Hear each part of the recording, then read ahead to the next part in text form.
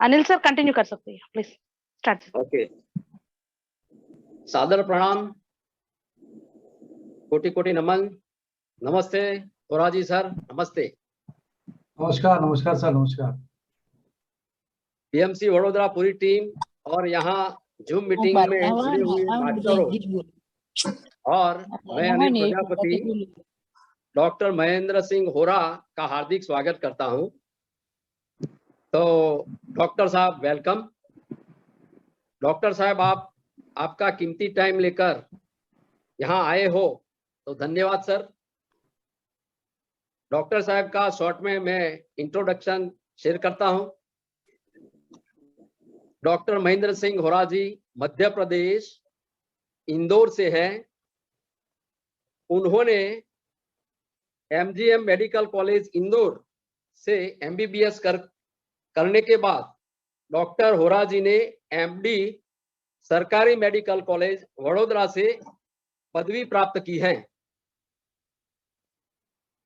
नानावती अस्पताल मुंबई से डायबिटीज के बारे में डिप्लोमा किया है। स्वास्थ्य को अच्छा तंदुरुस्त कैसे प्राप्त कर सकते हैं, अधिक जानकारी के लिए heart of living, pyramid healing, आध्यात्मिक टैबलेट जैसे कई सारे अनुभव प्राप्त किए हैं। और भोजन और पोषण में भी उन्होंने डिप्लोमा किया है। तो डॉक्टर होरा जी एक सर्टिफाइड माइंड ट्रेनर है। डायबिटीज से कैसे छुटकारा पाए, उन्होंने कई सारे सेमिनार भी किए हैं और कई मरीजों का इलाज से तंदुरुस्ती का उन्होंने कंट्रोल भी किया है। तो मैं विशेष में ये बताना चाहता हूं कि इंदौर में डॉक्टर होरा जी के घर के छत पर पिरामिड बनाया है। पत्री जी सर द्वारा ओपनिंग हुआ था और डॉक्टर होरा जी एक आध्यात्मिक और ध्यान का प्रसार करना और लोगों का स्वास्थ्य अच्छा बनी रहे उसकी सेवाओं निस्वार्थ भाव से कर रहे हैं। तो डॉक्टर महेंद्र सिंह होरा जी वेलकम। और आपका टॉपिक है holistic approach to control your diabetes. तो इसके बारे में आप विजडम शेयर करते हैं। तो डॉक्टर होरा जी वेलकम यू। पूरी वडोदरा टीम आपको वेलकम करती है। तो आप अपना विजडम शेयर कर दीजिए। Thank you sir, thank you very much. मेरी आवाज आ रही है आपको? Yes sir. Okay, thank you yes sir. Sir, yes sir. Okay, तो बहुत बहुत धन्यवाद सर। अनिल सर, अनिल जी से मेरी मुलाकात हुई थी कुछ दिनों पहले। हमारे इंदौर शहर में आए थे, एक मेडिटेशन कैंप लगा हुआ था और वहां पर अनिल जी से मुलाकात हुई। अनिल जी से पहली मुलाकात थी, लेकिन ऐसी मुलाकात हुई कि देखिए तार ऐसे जुड़ गए कि आज हम वापिस से बड़ौदा के उस वडोदरा में हम अपनी विजडम को शेयर करने के लिए आपने मुझे बुलाया है। तो सर मैं बहुत बहुत धन्यवाद करता हूँ, आपका आभारी हूँ। पूरी वडोदरा पीएमसी जो टीम है आपकी पूरी, उनका आभारी हूँ। और मैं सबसे पहले हमारे गुरुजी को प्रणाम करता हूँ, पात्री जी को प्रणाम करता हूँ, जिनकी विजडम से, जिनकी ये पूरी जो सेवा चल रही है उसमें हमें भागीदार बनने का मौका मिल रहा है। और आप जैसे मास्टर्स जो कि इतने इंटरेस्टेड हैं, इतना सब सुनने के लिए तैयार होते हैं, उन सबको नमन करता हूँ। वडोदरा के बहुत मैंने सुना है, तारीफ सुनी है कि वडोदरा के मास्टर्स, पिरामिड मास्टर्स और जो स्पिरिचुअल मास्टर्स हैं बहुत अच्छे से प्रोग्रेस कर रहे हैं। तो मैं सबको बधाई भी देता हूँ और धन्यवाद भी देता हूँ कि मुझे यहाँ पर मौका दिया है आप सभी ने आज बोलने का। मैं एक्चुअली बहुत खुशी भी हो रही है क्योंकि मैं वडोदरा में रहा हूँ। उस सायाजी मेडिकल कॉलेज के कैंपस में रहता था, हॉस्पिटल कैंपस में। ओल्ड आरएमओ हॉस्टल है, वहीं मैंने अपना जो पोस्ट ग्रेजुएशन है वहीं पर उस टाइम पे हमने, मेरा ये 89-90 का समय था। वहीं पे मैं बाद में मैंने थोड़ा सा टीचिंग उसमें भी रहा, मैं लेक्चरर भी रहा वहाँ पर और बहुत एंजॉय किया मैंने वडोदरा में। एक्चुअली हम बिलोंग करते हैं इंदौर को ही, तो हमारे पेरेंट्स इंदौर में थे, इसलिए मुझे यहाँ पर आना पड़ा। अदरवाइज बहुत ही सुंदर शहर है बड़ौदा, एक कॉस्मोपॉलिटन सिटी है। उस वक्त का मुझे बहुत सारी यादें हैं, मेरे जहन में आज भी हैं वो। तो मैं अपना जो आज का जो टॉपिक है उसको मैं शुरू करता हूँ। जो आज का विषय है बहुत ही महत्वपूर्ण विषय है। बहुत इंपॉर्टेंट विषय है। मुझे मैं थोड़ा रिक्वेस्ट करूंगा कि मेरे जो मुझे को होस्ट बना दिया, क्या आपने को होस्ट बना दीजिएगा, मुझे पावर पॉइंट शेयर करने के लिए आप बना दीजिएगा, तो मैं उस वक्त शेयर कर दूंगा। Share screen. Yes, sir. I have done that. Yes, sir. Okay, आप थैंक यू, co-host हो। Thank Yes, you. welcome. तो मैं जो बात कर रहा हूं, आज हमारा जो टॉपिक है वो एक holistic management of diabetes, pre diabetes, prevention of diabetes. आज हम देखते हैं कि हमारे पूरे देश में डायबिटीज के पेशेंट्स की संख्या लगातार बढ़ती चली जा रही है। ये जो डायबिटीज है एक लाइफस्टाइल रिलेटेड डिसऑर्डर है, और इसके जो टाइप 2 डायबिटीज के जो पेशेंट्स हैं, अगर आज हम आंकड़ों की तरफ नजर डालते हैं तो करीब 8 करोड़ से ज्यादा पेशेंट डायबिटीज के हो चुके हैं, और उतने ही पेशेंट जो हैं वो प्री डायबिटिक्स है, मतलब वो डायबिटीज की पहली जो अवस्था होती है, डायबिटीज के पहले की अवस्था, उस अवस्था से गुजर रहे हैं और उनको पता भी नहीं है कि वो प्री डायबिटीज के शिकार हो चुके हैं। बहुत सारे करोड़ों मरीज ऐसे हैं जिनको ये नहीं मालूम कि वो डायबिटीज के भी शिकार हो चुके हैं। तो इस तरीके से अगर हम देखते हैं तो एक महामारी का रूप ले चुकी है डायबिटीज। हमने कोविड का एरा अभी देखा है, और उसमें भी जो लोग डायबिटीज से शिकार थे, डायबिटीज से पीड़ित थे, उन लोगों ने ज्यादा, उनके साथ में परेशानी हुई, वो लोग ज्यादा कॉम्प्लिकेशंस में गए। तो डायबिटीज एक ऐसा रोग है जिसके बारे में जानना, जिसके बारे में समझना, जिसको रोकना, जिसका प्रिवेंशन करना, जिसको कंट्रोल करना, जिसको रिवर्स करना बहुत बहुत महत्वपूर्ण है।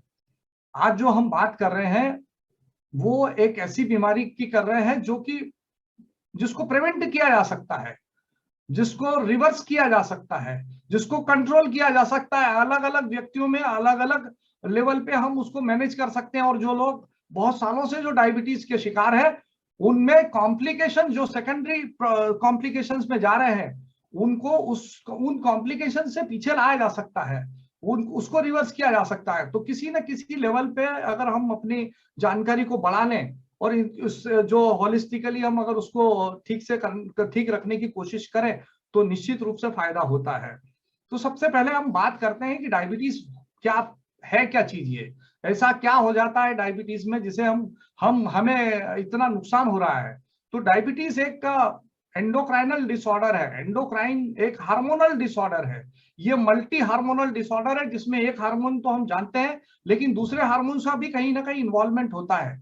ये जो डिजीज है ये मुख्य रूप से, वैसे तो बहुत टाइप की होती है, लेकिन मुख्य रूप से 2 टाइप की होती है, और दोनों में एक चीज बहुत कॉमन होती है कि ब्लड शुगर का बढ़ना। जब ब्लड शुगर बढ़ी हुई हो, नॉर्मल से ज्यादा हो, अगर ब्लड शुगर जो हमारा नॉर्मल एक पूरा क्राइटेरिया है नॉर्मल ब्लड शुगर के, उससे अगर ज्यादा होने लगती है तो हम उसको डायबिटीज कहना शुरू कर देते हैं। दोनों टाइप 1 हो या टाइप 2, दोनों में ब्लड शुगर का बढ़ना एक कॉमन एंटिटी है। अगर फास्टिंग ब्लड शुगर 126 मिलीग्राम से ज्यादा है और post prandial blood sugar 200 milligram से ज्यादा है, खाना खाने के 2 घंटे बाद अगर शुगर 200 मिलीग्राम से ज्यादा आती है, और फास्टिंग ब्लड शुगर, खाली पेट की ब्लड शुगर अगर 125 126 से ज्यादा आती है, तो उसको हम कहते हैं कि ये डायबिटीज होने के चांसेस हैं। उसके अलावा फिर दूसरे टेस्ट किए जाते हैं, दूसरी और मेथड्स को यूज किया जाता है डायग्नोसिस के लिए, लेकिन जो क्राइटेरिया है एडीए के, अमेरिकन डायबिटिक एसोसिएशन के, वो यही कहते हैं। लेकिन 100 मिलीग्राम से 125 मिलीग्राम के बीच में अगर ब्लड शुगर है किसी व्यक्ति की फास्टिंग, और खाना खाने के बाद की शुगर है वो 140 से लेकर 199 के बीच में है, तो वो प्री डायबिटीज का शिकार हो चुका है। और ये क्राइटेरिया पूरे वर्ल्ड में यही क्राइटेरिया को यूज किया जाता है। लेकिन हम अगर इन क्राइटेरिया को भी छोड़ दें तो हमारी जो नॉर्मल ब्लड शुगर है, अगर उसको हम ये मान लें कि हमारी ब्लड शुगर खून में 100 के आसपास होना चाहिए, 100 मिलीग्राम अगर शुगर है तो आप नॉर्मल, आपकी जिंदगी चल रही है। आपका शरीर जो है वो चाहता है, आपका जो पूरा सिस्टम है वो चाहता है कि आपकी ब्लड शुगर 100 के आसपास बनी रहे। अगर 100 से जब शुगर बढ़ने लगती है, 100 मिलीग्राम से ज्यादा शुगर होने लगती है, तब ये शुगर टॉक्सिक होने लगती है। ये जो ग्लूकोज है जो रक्त में अगर 100 मिलीग्राम से ज्यादा है, तो ये हमारे शरीर के लिए टॉक्सिसिटी उत्पन्न करना शुरू कर देता है। वो 150 हो, चाहे 160 हो, चाहे 170 हो, लेकिन 100 मिलीग्राम के आसपास अगर आप मेंटेन कर रहे हैं तो आप कॉम्प्लिकेशन से फ्री रहेंगे, चाहे आपको डायबिटीज है चाहे नहीं है। तो 100 मिलीग्राम का आंकड़ा जो है, 100 मिलीग्राम शुगर अगर आपके रक्त में है, 5 लीटर रक्त है, 5 लीटर खून है हमारे बॉडी में, 5 लीटर अप्रोक्सीमेटली 5 लीटर, हर व्यक्ति में थोड़ा सा वेरिएशन हो सकता है। 5 लीटर ब्लड के अंदर अगर मैं चम्मच से बात करूं तो 1 चम्मच ब्लड, 1 चम्मच ग्लूकोज है हमारे शरीर में, सिर्फ 1 चम्मच, मतलब 100 मिलीग्राम पर डेसीलीटर के हिसाब से देखें, मतलब 100 ml में 5 ग्राम शुगर है, 100 मतलब 1 चम्मच शुगर है, तो पूरा जो 5 लीटर खून है उसमें 1 चम्मच शक्कर है, 5 ग्राम शक्कर है, 1 चम्मच, 1 TSP, और 1 चम्मच शुगर पूरे खून में घुली हुई है, और वही हमारा जो नॉर्मल है उसी को हम नॉर्मल मानते हैं, वही शुगर नॉर्मल है 100 मिलीग्राम पर डेसीलीटर। लेकिन जो हम खा रहे हैं, जिस तरीके से हमारी भोजन शैली है, वो हम न जाने कितने चम्मच, कितनी सारी चम्मचें हम खाते रहे दिन में, हमें एहसास नहीं होता। और वो जो 100 मिलीग्राम शुगर को मेंटेन करने का काम कैसे होता है, हम अब उसको पावर पॉइंट से देखते हैं, और डायबिटीज कैसे होती है, डायबिटीज टाइप 2 डायबिटीज के कारण क्या होते हैं उसको समझने की कोशिश करते हैं, और फिर उसको मैनेज कैसे कर सकते हैं, उसको कंट्रोल कैसे कर सकते हैं, उसको किसी में अगर रिवर्स करने की स्टेज हो तो रिवर्स भी कैसे किया जा सकता है, उस पर हम बात करेंगे। और सबसे बड़ी बात है कि ये जो हम मैनेजमेंट की बात करेंगे, इसमें ये होलिस्टिक होगा, ये डाइट होगी, ये एक्सरसाइज होगा, ये माइंड मैनेजमेंट होगा, ये हमारा इंटरमिटेंट फास्टिंग होगा, और उसके साथ ही साथ कुछ स्पिरिचुअल डायमेंशन पे हम बात करेंगे, सोल डायमेंशन पे बात करेंगे, और उसके बाद में फिर अगर मेडिकेशन की जरूरत है, दवाइयों की जरूरत है, तो वो लास्ट ऑप्शन होगा हमारे लिए, that will be the last option. तो हम उसके बारे में अब हम स्क्रीन को शेयर करते हैं, और थोड़ा मैं आपसे डिस्कस करता हूं हमारे पावर पॉइंट से।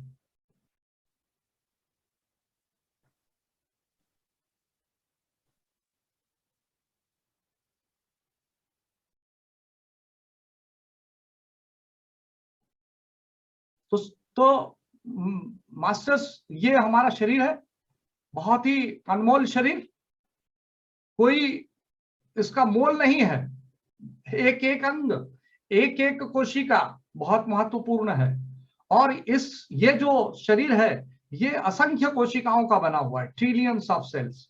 ये जो सेल्स, ये जो है basic structural and functional unit of our body, this body is a cell.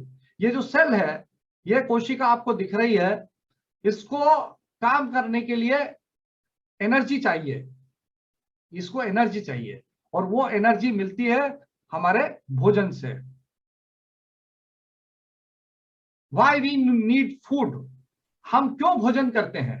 हम जो भोजन करते हैं उसके 2 पर्पस होते हैं। एक तो हमारा पर्पस होता है कि हम जो हमारी डेली रूटीन एक्टिविटी होती है, हमारी सेल्यूलर लेवल पे हमारा जो भी रेस्पिरेटरी सिस्टम है, हमारा कार्डियोवैस्कुलर सिस्टम है, हमारी मस्कुलोस्केलेटल एक्टिविटीज होती है, हमारा ब्रेन काम करता है, ये सब एक्टिविटी करने के लिए हमें चाहिए एनर्जी, और that energy comes from the food. और दूसरा, हमारी जो बॉडी में जो टूट फूट होती है, जो जहां पर चोट लगती है, जो घाव होते हैं, वो सेल्यूलर लेवल पे होते हैं, उसके लिए हमें चाहिए रिपेयर एंड रीजनरेशन के लिए हमें चाहिए फूड। और ये जो फूड होता है ये अलग अलग कंपोनेंट का बना होता है। तो हमारा पर्पस है, वो हम जो खाना खा रहे हैं उसका 2 पर्पस है, एक तो है एनर्जी के लिए, दूसरा है रिपेयर एंड रीजनरेशन के लिए। अब हम देखते हैं कि जो हमारी बॉडी का कंपोजिशन क्या है, हमारी जो शरीर बना हुआ है वो 70% उसमें पानी है, 70% इज वाटर। इस स्लाइड को थोड़ा गौर से देखिएगा आप, 70% पानी का है, पानी से बना हुआ शरीर, 15% फैट है इसमें, 10% प्रोटीन है, 5% इसमें मिनरल है। इसमें आप देखेंगे कि कहीं ग्लूकोज नहीं है। इस पूरी इस संरचना में, इस पूरा कंपोजिशन में 70% is water, 15% is fat, 10% is protein, 5% is mineral. Now what is the composition of our diet? जो हमारा डाइट है उसका अगर हम कंपोजिशन देखते हैं तो 70% कार्बोहाइड्रेट है, पर 70% ग्लूकोज हम ले रहे हैं, और बाकी का जो पार्ट है वो हमारा बाकी की चीजें हैं, protein, fat and minerals and vitamins. तो 70% कार्ब लेते हैं हम हमारी डाइट में।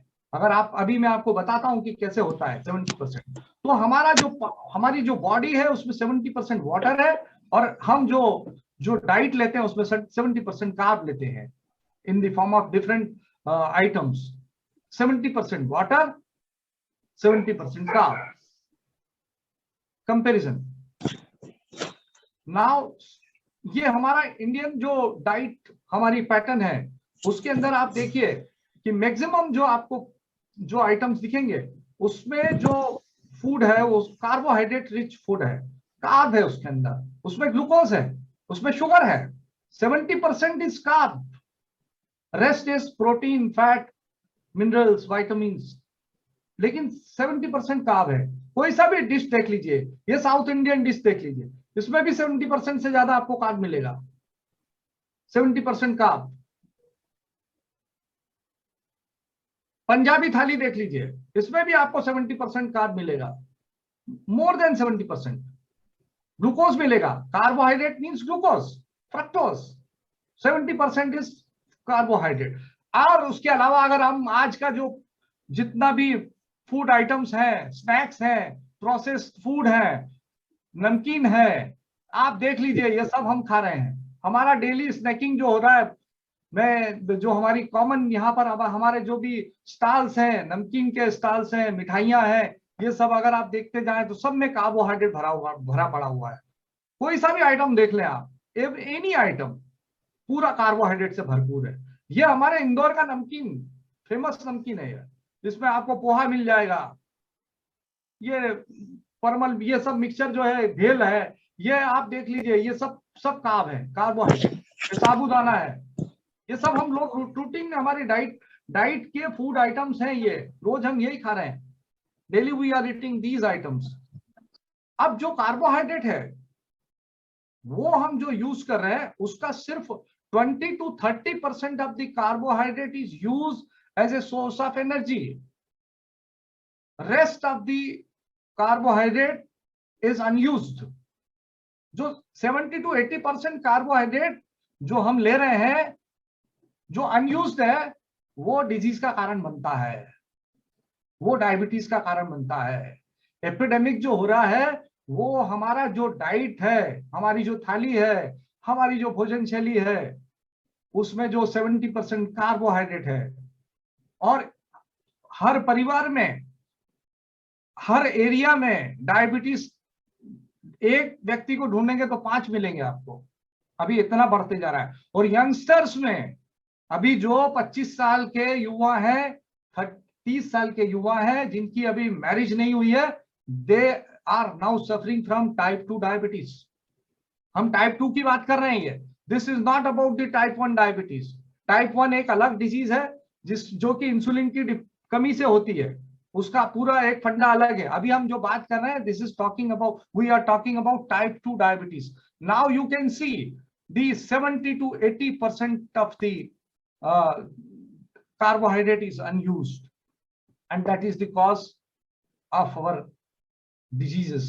Not only diabetes, we will come to the other diseases also. Now ये तो हो गया हमारा जो कार्बोहाइड्रेट रिच डाइट। उसके अलावा हमारे बच्चे, हमारे युवा और हम सब अब एक ऐसी लाइफस्टाइल में जी रहे हैं जिसके हाथ में रिमोट है, जिसके सामने टीवी है, जिसके सामने लैपटॉप है, जिसके सामने इंटरनेट है, जिसके पास में मोबाइल है, जिसके पास में रिमोट है, और सामने जंक फूड पड़ा हुआ है, स्नैकिंग है, बहुत बार स्नैकिंग हो रही है, मल्टीपल फ्रीक्वेंटली स्नैकिंग, बार हम स्नैक को खा रहे हैं, कभी ये खा रहे हैं, कभी वो खा रहे हैं, कभी ये खाना है हमको, पार्टीज हो रही हैं,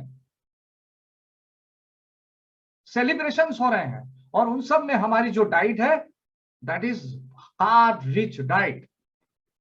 ग्लूकोज भरा पड़ा है, शुगर भरी पड़ी हुई है।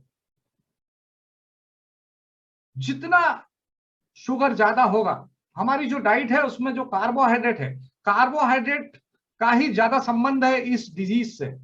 कार्बोहाइड्रेट जो कि डाइजेशन के बाद में ग्लूकोज में कन्वर्ट होते हैं, जो कार्बोहाइड्रेट है, जब भी हम कार्ब रिच डाइट लेते हैं, हाई कार्ब डाइट लेते हैं, तो हमारे ब्लड में ग्लाइसेमिक हमारा जो ग्लाइसेमिक लोड है वो जब ज्यादा होता है, मतलब ग्लाइसेमिक लोड मतलब आप बहुत ज्यादा लोड बढ़ा रहे हैं, किसका, ग्लूकोज का लोड बढ़ा रहे हैं अपने बॉडी के अंदर।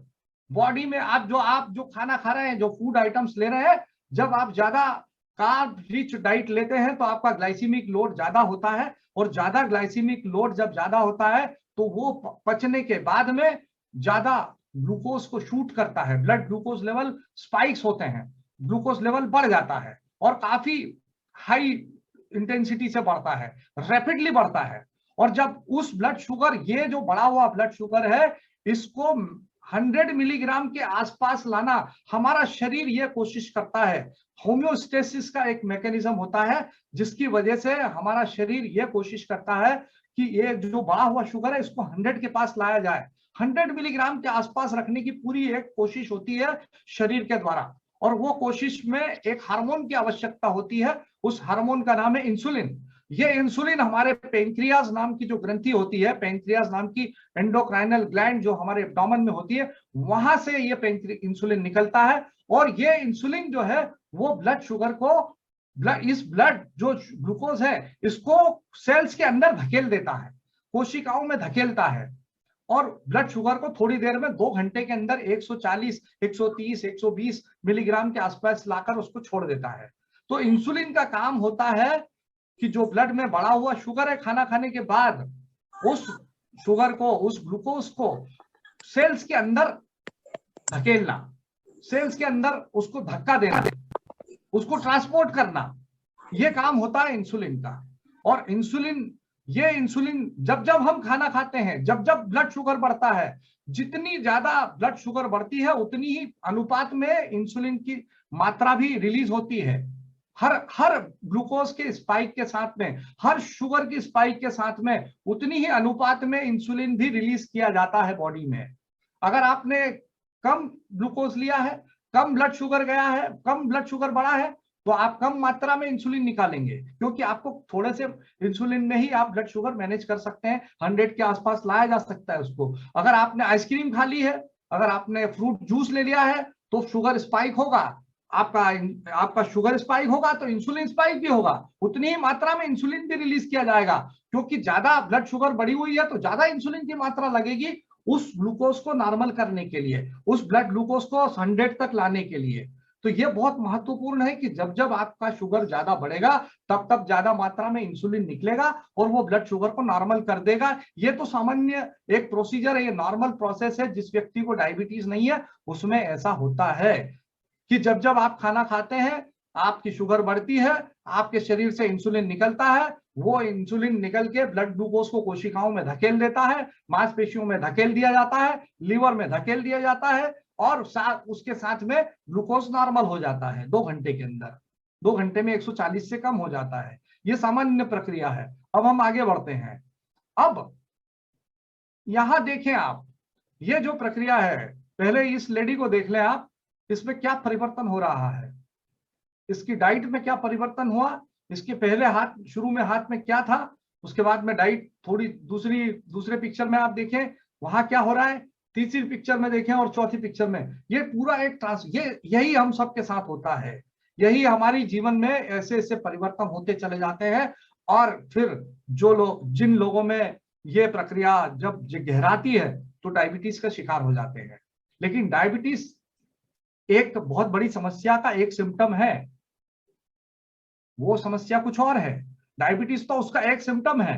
अगर हम उसको समझ लें, रूट कॉज ऑफ डायबिटीज को समझ लें, तो अब हम उस पर आते हैं कि what is the root cause of type 2 diabetes, और उसको समझ लिया तो हमको मैनेजमेंट में बहुत आसानी होगी। ये जो हम कर रहे हैं इसके साथ में एक चीज और होती है। अगर बढ़ा हुआ मानसिक तनाव है, बढ़ा हुआ मानसिक तनाव है, तो ये हमारी जीवन शैली का एक अंग बन चुका है। साउंड आ रहा है। बढ़ता हुआ मानसिक तनाव, जब भी हम मानसिक तनाव में होते हैं हमारा शरीर फ्लाइट एंड फाइट रिस्पॉन्स में चला जाता है, एक ऐसी अवस्था में चला जाता है जिसे कहा जाता है, एक मेडिकल इमरजेंसी की अवस्था होती है, फाइट एंड फ्लाइट रिस्पॉन्स। उसमें एड्रेनलिन और कोर्टिसोल जैसे हार्मोन्स निकलते हैं, और वो हार्मोन्स हमारे जो हमारी ब्लड शुगर को बढ़ा देते हैं, हमारे लीवर से रिलीज कर देते हैं ग्लूकोज को, हमारी मांसपेशियां संकुचित हो जाती है, हमारे मांसपेशियों में संकुचन होना, हमारा ग्लूकोज का बढ़ना, हमारी हृदय गति का बढ़ना, हमारी श्वास गति का बढ़ना, ये सब फाइट एंड फ्लाइट रिस्पॉन्स का एक बेसिकली उसका रिजल्ट होता है। और वो हमारे शरीर में बार बार अगर ऐसे स्ट्रेस रिस्पॉन्स क्रिएट किए जाते हैं तो निश्चित रूप से वो डायबिटीज का कारण भी बन सकते हैं, या हमारे अनकंट्रोल्ड डायबिटीज का कारण भी बन सकते हैं। उसके अलावा एक और चीज होती है जो कि आज हम देख रहे हैं कि जो लोग वर्क फ्रॉम होम कर रहे हैं या बहुत बार बार स्नैकिंग करते हैं, वो भी इस समस्या के शिकार हो रहे हैं। वो थोड़ी थोड़ी देर में कुछ कुछ खाते रहते हैं, हर थोड़ी देर में अपने पेंक्रियास को स्टिमुलेट करते हैं, हर थोड़ी देर में अपने ब्लड ग्लूकोज की स्पाइक को बढ़ाते हैं। उसको स्पाइक जब जाती है, स्पाइक होता है, ग्लूकोज बढ़ता है तो इंसुलिन बढ़ता है, और उसकी वजह से एक समस्या बढ़ती है जिसको हम बोलते हैं इंसुलिन रेजिस्टेंस। तो ये जो पिक्चर दिख रही है, ये डॉक्टर गेराल्ड रेवन है। गेराल्ड रेवन जो है इंसुलिन रेजिस्टेंस के ज्ञाता हैं। इन्होंने 1989 में टाइप 2 डायबिटीज, जिसको कि पहले हम समझते थे कि इंसुलिन की कमी से डायबिटीज होती है, इन्होंने कहा नहीं, टाइप 2 इंसुलिन का जो मेन रीजन है वो इंसुलिन की कमी नहीं है जैसा कि टाइप 1 में होता है। इंसुलिन की कमी नहीं, इंसुलिन प्रतिरोध है, इंसुलिन रेजिस्टेंस है। इंसुलिन के प्रति जो संवेदनशीलता है कोशिकाओं की, उसका कम होना है, इंसुलिन प्रतिरोध का बढ़ना है। तो ये क्या होता है इसके बारे में थोड़ी हम बात करते हैं। ये जो डॉक्टर हैं इन्होंने पूरा रिसर्च इसी के ऊपर किया है, इंसुलिन रेजिस्टेंस के ऊपर। इंसुलिन रेजिस्टेंस जो है वही टाइप 2 डायबिटीज। ये तो आज श्रद्धा लिख रहे हैं। तो इंसुलिन रेजिस्टेंस जो है वो टाइप 2 डायबिटीज का कारण है। इंसुलिन रेजिस्टेंस मतलब इंसुलिन बॉडी के अंदर या तो नॉर्मल कंसंट्रेशन में है या फिर उसकी कंसंट्रेशन ज्यादा है शरीर में। कमी नहीं है, इंसुलिन की कमी नहीं है, इंसुलिन या तो सामान्य है या इंसुलिन की मात्रा ज्यादा है, लेकिन हमारी कोशिकाएं उस इंसुलिन का प्रतिरोध करती हैं, उसके प्रति उनकी संवेदनशीलता कम होती चली जाती है, और ये धीरे धीरे प्रोसेस डेवलप होती है। ये कैसे डेवलप होती है इसको भी हम समझते हैं। ये एक जो इंसुलिन रेजिस्टेंस है, ये हार्मोनल और मेटाबॉलिक प्रॉब्लम होती है, ये हार्मोनल प्रॉब्लम होती है। देखिए ये तीनों जो व्यक्ति हैं, इनका अगर आप देखेंगे तो ये शिकार हो चुके हैं इंसुलिन रेजिस्टेंस के। ये तीनों ओबेसिटी के शिकार हैं, तीनों का वजन बढ़ चुका है, इनकी वेस्ट लाइन ज्यादा है, इनका पेट से मोटापा ज्यादा दिख रहा है, सामने दिख रहा है, और ये जो है ये इस प्रक्रिया से गुजर रहे हैं। ये जो हम अभी जो टेस्ट कर रहे हैं डायबिटीज को डायग्नोस करने का, उसके लिए हम सब जो टेस्ट करते हैं वो टेस्ट करते हैं fasting blood sugar, post prandial blood sugar और HbA1c। ये 3 टेस्ट से हम देखते हैं कि व्यक्ति को डायबिटीज है या नहीं है। इसके अलावा हम ज्यादा और कहीं गहरे में जाते नहीं है। लेकिन अगर आप इस पिक्चर में देखेंगे, ये टिप ऑफ द आइसबर्ग है। ये अगर इसकी वजह से बहुत सारे जो पेशेंट्स जो डायबिटीज के शिकार होने वाले हैं या उनमें इंसुलिन रेजिस्टेंस डेवलप हो चुका है, उनका पता इस ब्लड शुगर से और HbA1c से पता नहीं चलता। तो उसके लिए हमें क्या करना चाहिए और हम कैसे पता लगाएं कि इंसुलिन रेजिस्टेंस के शिकार हो रहे हैं लोग या नहीं हो रहे हैं, तो उसके बारे में हम थोड़ी बात करते हैं। ये देखिए, आइडियल जो हमारा फास्टिंग इंसुलिन है वो करीब 6 के आसपास होता है, 6 मिली इंटरनेशनल यूनिट। 6 यूनिट जो है अगर आपका फास्टिंग इंसुलिन है तो वो 6 जो है वो नॉर्मल है, 6। लेकिन बहुत सारे लोगों को कभी भी डायबिटीज के जो पेशेंट्स भी हैं और या प्री डायबिटीज के शिकार हैं या जो मोटापे से के शिकार हैं, वे कभी इंसुलिन का टेस्ट नहीं कराते, वे फास्टिंग ब्लड शुगर का टेस्ट कराते हैं। फास्टिंग ब्लड शुगर उनकी नॉर्मल आती है तो वो उनके जो कई बार उनके डॉक्टर जो होते हैं, ट्रीटिंग डॉक्टर, वो भी बोल देते हैं कि डायबिटीज नहीं है आपको। HbA1c भी उनका नॉर्मल आता है, उनको कहा जाता है कि नॉर्मल है आपका, कोई आपको डायबिटीज नहीं है। लेकिन वो मैंने आपसे कहा कि वो लोग डायबिटीज के शिकार अभी प्रारंभिक अवस्था में उनको डायबिटीज हो सकती है। उसके लिए हम इंसुलिन रेजिस्टेंस के बारे में जब समझते हैं, उसकी टेस्ट करते हैं, उसके बारे में और सिम्टम्स के बारे में जानते हैं, तो मालूम पड़ता है कि इंसुलिन रेजिस्टेंस डेवलप हो चुका है। और इंसुलिन रेजिस्टेंस का एक सिम्टम है डायबिटीज, उसके अलावा और भी समस्याएं होती है। I have never had my insulin checked, ये बोल रहे हैं कि मेरे को कभी मैंने टेस्ट ही नहीं कराया। Ideal fasting insulin is 6। Blood glucose जो होता है 100 नॉर्मल है, 100 टू 125 प्री डायबिटिक है। ब्लड शुगर नॉर्मल होने के बावजूद भी अगर इंसुलिन ज्यादा है तो कहीं ना कहीं जो अंदर रोग है वो पनप रहा है, साइलेंटली ग्रो कर रहा है। और उस अवस्था में बीमारी को पकड़ना, उस अवस्था में डिजीज को डायग्नोस करना, जब आपकी बीमारी अभी शुरू हो रही है 10 साल पहले। ये बात मैं 10 साल पहले की कर रहा हूँ, डायबिटीज 10 साल बाद होने वाली है, 8 साल बाद होने वाली है, 5 साल बाद होने वाली है। लेकिन अगर हम यहाँ पर इस बात प्रक्रिया को समझ लें कि डायबिटीज जो होती है वो 1 साल में नहीं होती है, वो 2 साल में भी नहीं होती है, उसके लिए चाहिए होते हैं 8 से 10 साल। 8 से 10 साल की प्रोसेस होती है, उसको हम समझ ही नहीं पाते। और बहुत सारे लोग, अगर उनको जानकारी हो कि हम डायबिटीज के तरफ एक पहला कदम चले हैं, दूसरा कदम चल चुके हैं, तो शायद वे उस कदम को पीछे लौटा लें और उनकी डायबिटीज के शिकार होने से बच सकते हैं। ये जानकारी इसीलिए मैं आज आपके साथ शेयर कर रहा हूं कि मैं चाहता हूं कि हमारे देश के युवा, हमारे देश के नौजवान, हमारे देश के सीनियर सिटीजन जो डायबिटीज के शिकार नहीं भी हैं या डायबिटीज हो भी चुकी है या प्री डायबिटीज से पीड़ित है, वे लोग इसकी जानकारी को समझ लें और वे खुद मैनेजमेंट करें, खुद प्रयास करें, रिवर्सल के लिए प्रयास करें, कंट्रोल करने के लिए प्रयास करें। तो ये अगर हम करते हैं, HbA1c एक टेस्ट और होता है। HbA1c पिछले 3 महीनों में आपकी शुगर कंट्रोल रही है।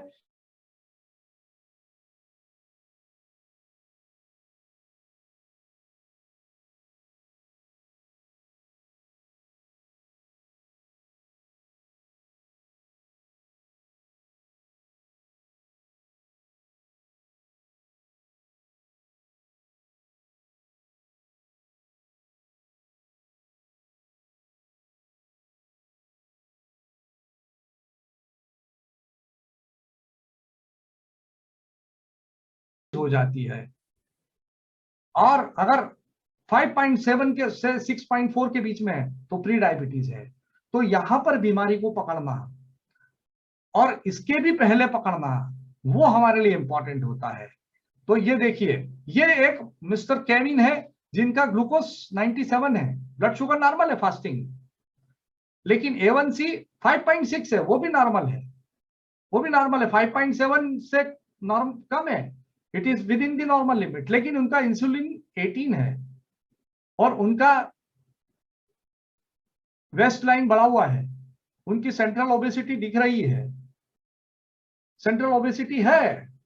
और सेंट्रल ओबेसिटी है मतलब ये प्री डायबिटीज की तरफ कदम बढ़ा चुके हैं। अभी अगर इस केस में ये टेस्ट कराएंगे तो इनका शुगर नॉर्मल है, HbA1c नॉर्मल है, कोई भी डॉक्टर सभी बोलेंगे, क्योंकि टेस्ट इंसुलिन का तो टेस्ट कराया ही नहीं जा रहा है, तो होगा ये कि इसको नॉर्मल घोषित कर दिया जाता है कि आप नॉर्मल है, आपको डायबिटीज नहीं है। लेकिन ये डायबिटीज की तरफ कदम बढ़ा चुके हैं, ये प्री डायबिटीज का बस अगला कदम प्री डायबिटीज के लिए। और आपको मैं बता दूं, जब भी HbA1c 5.5 से बढ़ने लगता है, इंसुलिन की मात्रा रक्त में जब ज्यादा होने लगती है तो वो अपने आप में एक बीमारियों का कारण बनने लगती है। हाइपर इंसुलिनीमिया नाम की एक कंडीशन होती है, हाइपर इंसुलिनीमिया जब होता है, इंसुलिन की मात्रा रक्त में बढ़ने लगती है, तो वे अपने आप में एक हार्ट डिजीज का कारण बनती है, वो हमारे सेरेब्रल स्ट्रोक का कारण बनती है, पैरालिसिस का कारण बनती है, वो कैंसर का कारण बनती है, वो और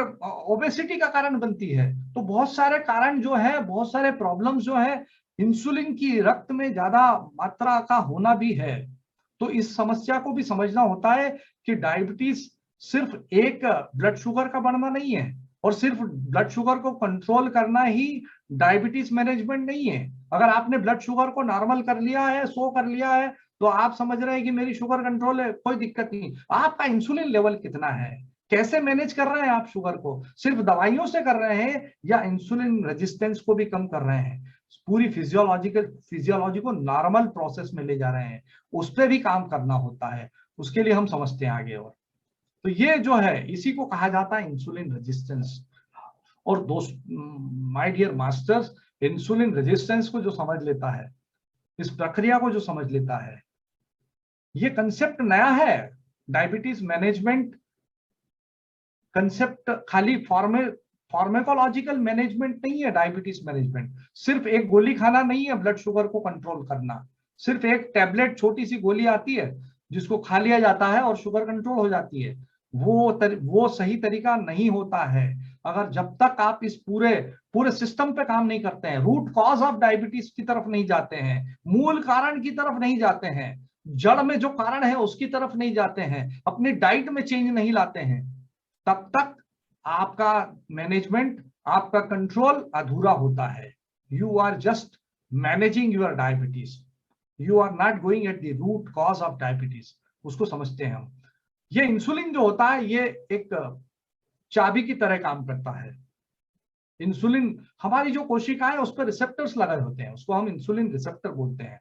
जब भी ग्लूकोज आता है, ये ग्लूकोज रेड जो आपको पार्टिकल्स दिख रहे हैं, ये ग्लूकोज है, और ये ग्लूकोज कोशिकाओं ब्लड से एंटर होता है हमारे कोशिकाओं में, सेल्स में, और ये सेल्स में पहुंचाने का काम करता है insulin. Insulin just acting as a key, it is opening the insulin receptors. ये जो रिसेप्टर्स जो लगे होते हैं, ये એટલે रिटर्न में તમે આયા ને એમ, ये रिसेप्टर्स जो लगे होते हैं, ये रिसेप्टर्स जो लगे होते हैं, ये लगे होते हैं सेल्स के ऊपर। ये रिसेप्टर्स के थ्रू ही हमारा ग्लूकोज एंटर होता है, लेकिन उसके लिए चाहिए होता है इंसुलिन। जब हम छोटी उम्र में होते हैं तब हमारा पेनक्रियास से इंसुलिन निकलना शुरू होता है, और जब जब हम खाना खाते हैं, जब जब ब्लड शुगर बढ़ता है, इंसुलिन निकलता है। ये इंसुलिन हमारी ब्लड शुगर को कंट्रोल करता है, ये इंसुलिन रिसेप्टर के ताले को खोलता है और ब्लड शुगर को मैनेज करता है। ये देखिए, ये है इंसुलिन, ये पेनक्रियास से निकलता है, इंसुलिन रिसेप्टर को खोलता है, ताला खुलता है, ये चाबी की तरह काम करता है। लेकिन जब इंसुलिन रेजिस्टेंस होने लगता है, जब हमारी जो कार्बोहाइड्रेट रिच डाइट है, जिसकी वजह से हमारा वजन बढ़ना शुरू होता है, हमारा स्ट्रेस है, हमारी बार बार खाने की आदतें हैं, स्नैकिंग की जो आदतें हैं, हमारा जो मिनरल और विटामिन डिफिशियंसी है, इन सब की वजह से बार बार इस ग्लूकोज का जो स्पाइक होता है, उसकी वजह से हमारा जो ग्लूकोज है वो फैट में बदलने लगता है। वो ग्लूकोज जो एक्स्ट्रा, मैंने अभी आपको बताया था कि जो 70% अनयूज्ड जो फैट है, जो ग्लूकोज है, वो फैट में बदलता है, और वो फैट हमारे पेट के आसपास जमा होने लगता है। हमारे पेट के ऑर्गन्स है, एब्डोमिनल ऑर्गन्स है, उसके आसपास में वो फैट डिपॉजिट होता है, और जब वो फैट डिपॉजिट होता है तो धीरे धीरे हमारी सेंट्रल ओबेसिटी बढ़ने लगती है। और ये जो बढ़ा हुआ जो मोटापा है, ओबेसिटी है, सेंट्रल ओबेसिटी है, विसरल फैट है, वो अब इंसुलिन प्रतिरोध को उत्पन्न करता है, इंसुलिन रेजिस्टेंस का कारण बनता है। उससे कुछ रसायन निकलते हैं, ये जो यहाँ जो पेट के आसपास जो चर्बी इकट्ठी हो गई है, उससे कुछ केमिकल्स निकलना शुरू हो जाते हैं, साइटोकाइंस निकलते हैं, उससे नेक्रोटिक फैक्टर्स निकलते हैं, और वो इन्फ्लेमेशन इंड्यूस करते हैं बॉडी में, वो स्वेलिंग उत्पन्न करते हैं, और वो जो सब ये सब मिला के कारण हमारा जो ये रिसेप्टर्स जो ताले हैं, जो अभी हमने देखा जो ताले लगे हुए थे, वो हमारे जो ताले हैं, ये जो लॉक हैं, ये इसमें जंग लगना शुरू हो जाता है, और ये ताला, ये जो चाबी है, इंसुलिन नाम की जो चाबी है, ताले को खोल नहीं पाती, ताला खुलता नहीं है, इसी को हम बोलते हैं इंसुलिन रेजिस्टेंस। तो ज्यादा मात्रा में इंसुलिन बनने लगता है। पेनक्रियास उतने ही ब्लड शुगर को कंट्रोल करने के लिए अब ज्यादा मात्रा में इंसुलिन बनाता है। पहले 5 यूनिट काम करता था, 6 यूनिट ब्लड शुगर को नॉर्मल कर देता था जब डायबिटीज नहीं थी। धीरे धीरे वो 5 का 10 यूनिट जो है, उतनी ही ब्लड शुगर को काम नॉर्मल करता है। उतने ही काम को करने के लिए अब ज्यादा इंसुलिन के यूनिट्स लगने लगते हैं, और ज्यादा इंसुलिन रक्त में आने लगता है, और पेनक्रियास को ज्यादा काम करना पड़ता है। जब एक स्कूल का जो युवा है, 15 साल 16 साल कॉलेज में जाता है, उसकी वही स्नैकिंग की आदतें जो है, धीरे धीरे वो आप आज देखिए कि जो स्कूल के बच्चे हैं उनमें ओबेसिटी हो रही है, वे मोटे हो रहे हैं, उनका पेट से मोटापा बढ़ रहा है। क्यों हो रहा है? क्योंकि वो इंसुलिन रेजिस्टेंस के शिकार हो रहे हैं। और हम पेरेंट्स का भी ध्यान नहीं होता, कई बार हम सोचते हैं कि ये तो चलो खाते पीते घर की निशानी है, क्योंकि वजन बढ़ रहा है तो ठीक है, खा रहा है, कोई बात नहीं, खाओ। और वही उनका कोल्ड ड्रिंक्स है, वही पिज्जा है, वही बर्गर है, वो खाते जा रहे हैं और ये इंसुलिन की रक्त में मात्रा बढ़ती जा रही है। जब हम ऐसे बच्चों का जब इंसुलिन टेस्ट करते हैं तो 6 यूनिट नॉर्मल है, उनका आता है 18, 20, 25, 30, जबकि उनको भी डायबिटीज नहीं हुई है, लेकिन उनको ज्यादा मात्रा में इंसुलिन लग रहा है और वो इंसुलिन ग्लूकोज को कोशिकाओं में धकेलता है और वो कोशिकाओं में बढ़ा हुआ जो ग्लूकोज है वो फैट में बदल जाता है, वो चर्बी में बदल जाता है और वो चर्बी पेट के आसपास इकट्ठी हो जाती है और वही इंसुलिन रेजिस्टेंस को और बढ़ाती चली जाती है।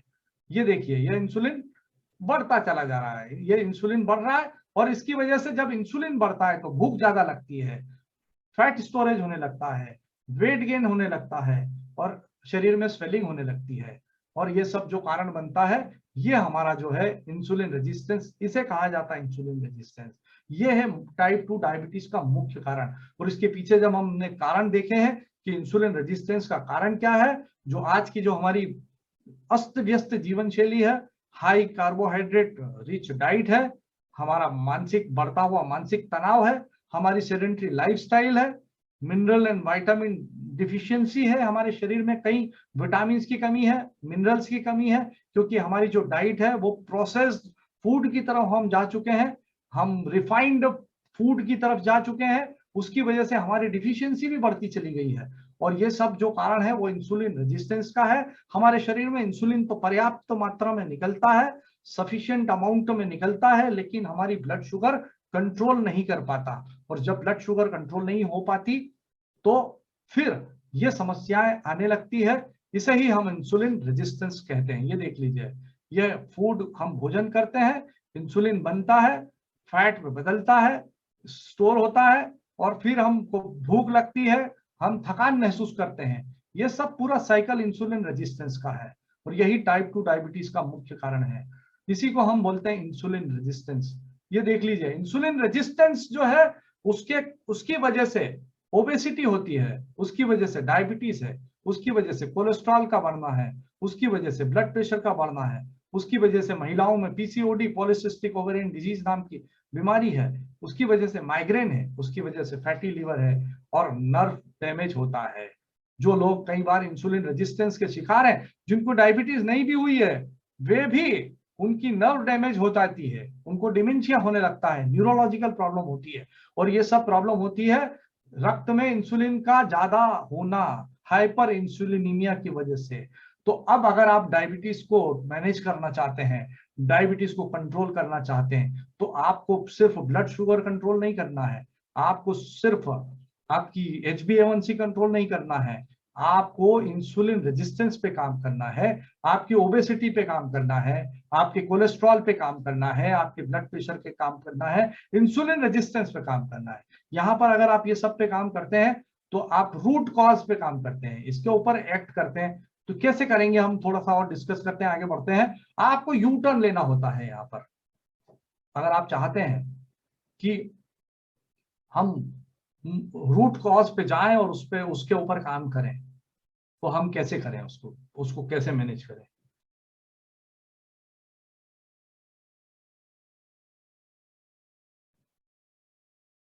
सर अभी थोड़ा कितना टाइम हमारे पास में सर? अनिल सर, आपसे थोड़ा सा मैं पूछना चाहूंगा क्योंकि मैं उसको टाइमली खत्म करूं और मेडिटेशन भी करना है, तो आप थोड़ा बता दें मुझे।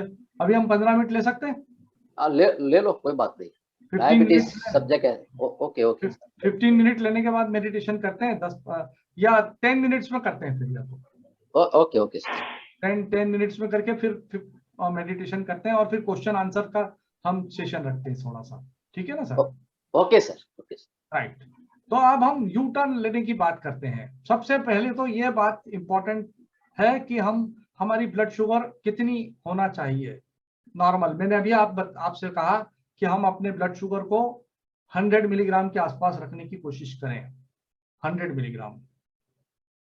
खाना खाने के बाद 110, 120, इतना अगर हम कंट्रोल कर पाते हैं। हमारा शरीर भी चाहता है कि हमारी ब्लड शुगर 100 के आसपास रहे, मतलब 5 लीटर खून में 1 चम्मच शक्कर रहे, 1 चम्मच सिर्फ। और मान लीजिए 2 चम्मच मिल गई उसमें, मतलब 200 हो गई या 150 हो गई, तो क्या होगा? मान लीजिए कि ब्लड शुगर जो है वो 180 है, 170 है, तो क्या फर्क पड़ जाएगा? ऐसा क्या होगा? क्यों हम कोशिश करें 170 से 100 लाने की, 130 लाने की, 120 लाने की क्यों करें? बढ़ी हुई ब्लड शुगर टॉक्सिक होती है। एक खून की नली जो है, रक्त नलिकाएं जिसमें खून बहता है, ब्लड वेसल्स में सर्कुलेट करता है, वो ब्लड वेसल्स में जब शुगर बढ़ी हुई होती है, ग्लूकोज बढ़ा हुआ होता है, तो वो बढ़ा हुआ ब्लड ग्लूकोज टॉक्सिक हो जाता है, वो डैमेज करने लगता है, उन खून की नलिकाओं को नुकसान पहुंचाता है, उनमें ब्लॉक्स उत्पन्न करता है, उनमें जंग लगने की प्रक्रिया शुरू हो जाती है, उसमें ब्लॉकिंग की, इन्फ्लेमेशन की प्रोसेस शुरू हो जाती है, उसमें कुछ ऐसे प्रोडक्ट बनना शुरू हो जाते हैं जो हमारे शरीर के लिए बहुत नुकसान करते हैं। बढ़ी हुई ब्लड शुगर 160, 170, 200, 250, 300 लोगों ने, कई लोगों ने तो ये मान लिया है कि अरे 250 तक तो नॉर्मल होती है ब्लड शुगर, ये तो फार्मास्यूटिकल कंपनी का एक एजेंडा चल रहा है दवाई बेचने का। ऐसा नहीं है, हमारे को ब्लड शुगर 100 के आसपास रखना है। ये हमारा शरीर बहुत अनमोल है। अगर 200 है, 170 है, तो निश्चित रूप से आपकी ब्लड वेसल्स, जो आंखों की ब्लड वेसल्स है, जो रेटिना है, रेटिनोपैथी है, रेटिना में प्रॉब्लम होती है रेटिनोपैथी की, हमारा रेटिना हमारा खुद का है, उसको डैमेज करने की प्रक्रिया, अगर ब्लड शुगर 140, 170, 180 बढ़ी हुई है तो निश्चित रूप से नुकसान हो रहा है, चाहे हम उसके लिए जागरूक हो या नहीं हो, लेकिन नुकसान तो हो रहा है।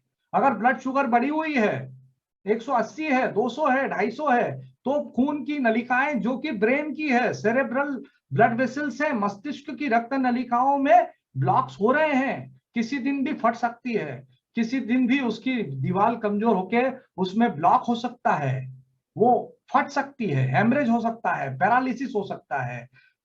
हार्ट की जो नलिकाएं हैं, रक्त ब्लड वेसल्स, कोरोनरी आर्टरीज, उसमें ब्लॉक होने की प्रोसेस चालू है। अगर हमने अपनी ब्लड शुगर को कंट्रोल नहीं किया है, अगर 100 के आसपास नहीं रखा है, HbA1c को 5.5 तक लाना है, not less than 7, your target should be around 5.5%, 5.5% के आसपास अगर आप अपनी HbA1c को लेकर आते हैं तो आप कॉम्प्लिकेशन से बचे हुए हैं, आप नॉर्मल जिंदगी जी रहे हैं, बिल्कुल नॉर्मल है आप। लेकिन हमने गोल्स बना रखे 7 से कम रखने का। हमारी ब्लड अगर HbA1c 7 से कम है तो हम बड़े खुश रहते हैं, लेकिन आपकी आंखों में समस्याएं चल रही है, आपके कॉम्प्लिकेशंस तो जारी हैं, चाहे आप उसके लिए आप उसको नॉर्मल मान रहे, चाहे एबनॉर्मल माने, आपको आपकी शुगर 100 के आसपास, 100, 110, एवरेज आपका 100 के आसपास रखें।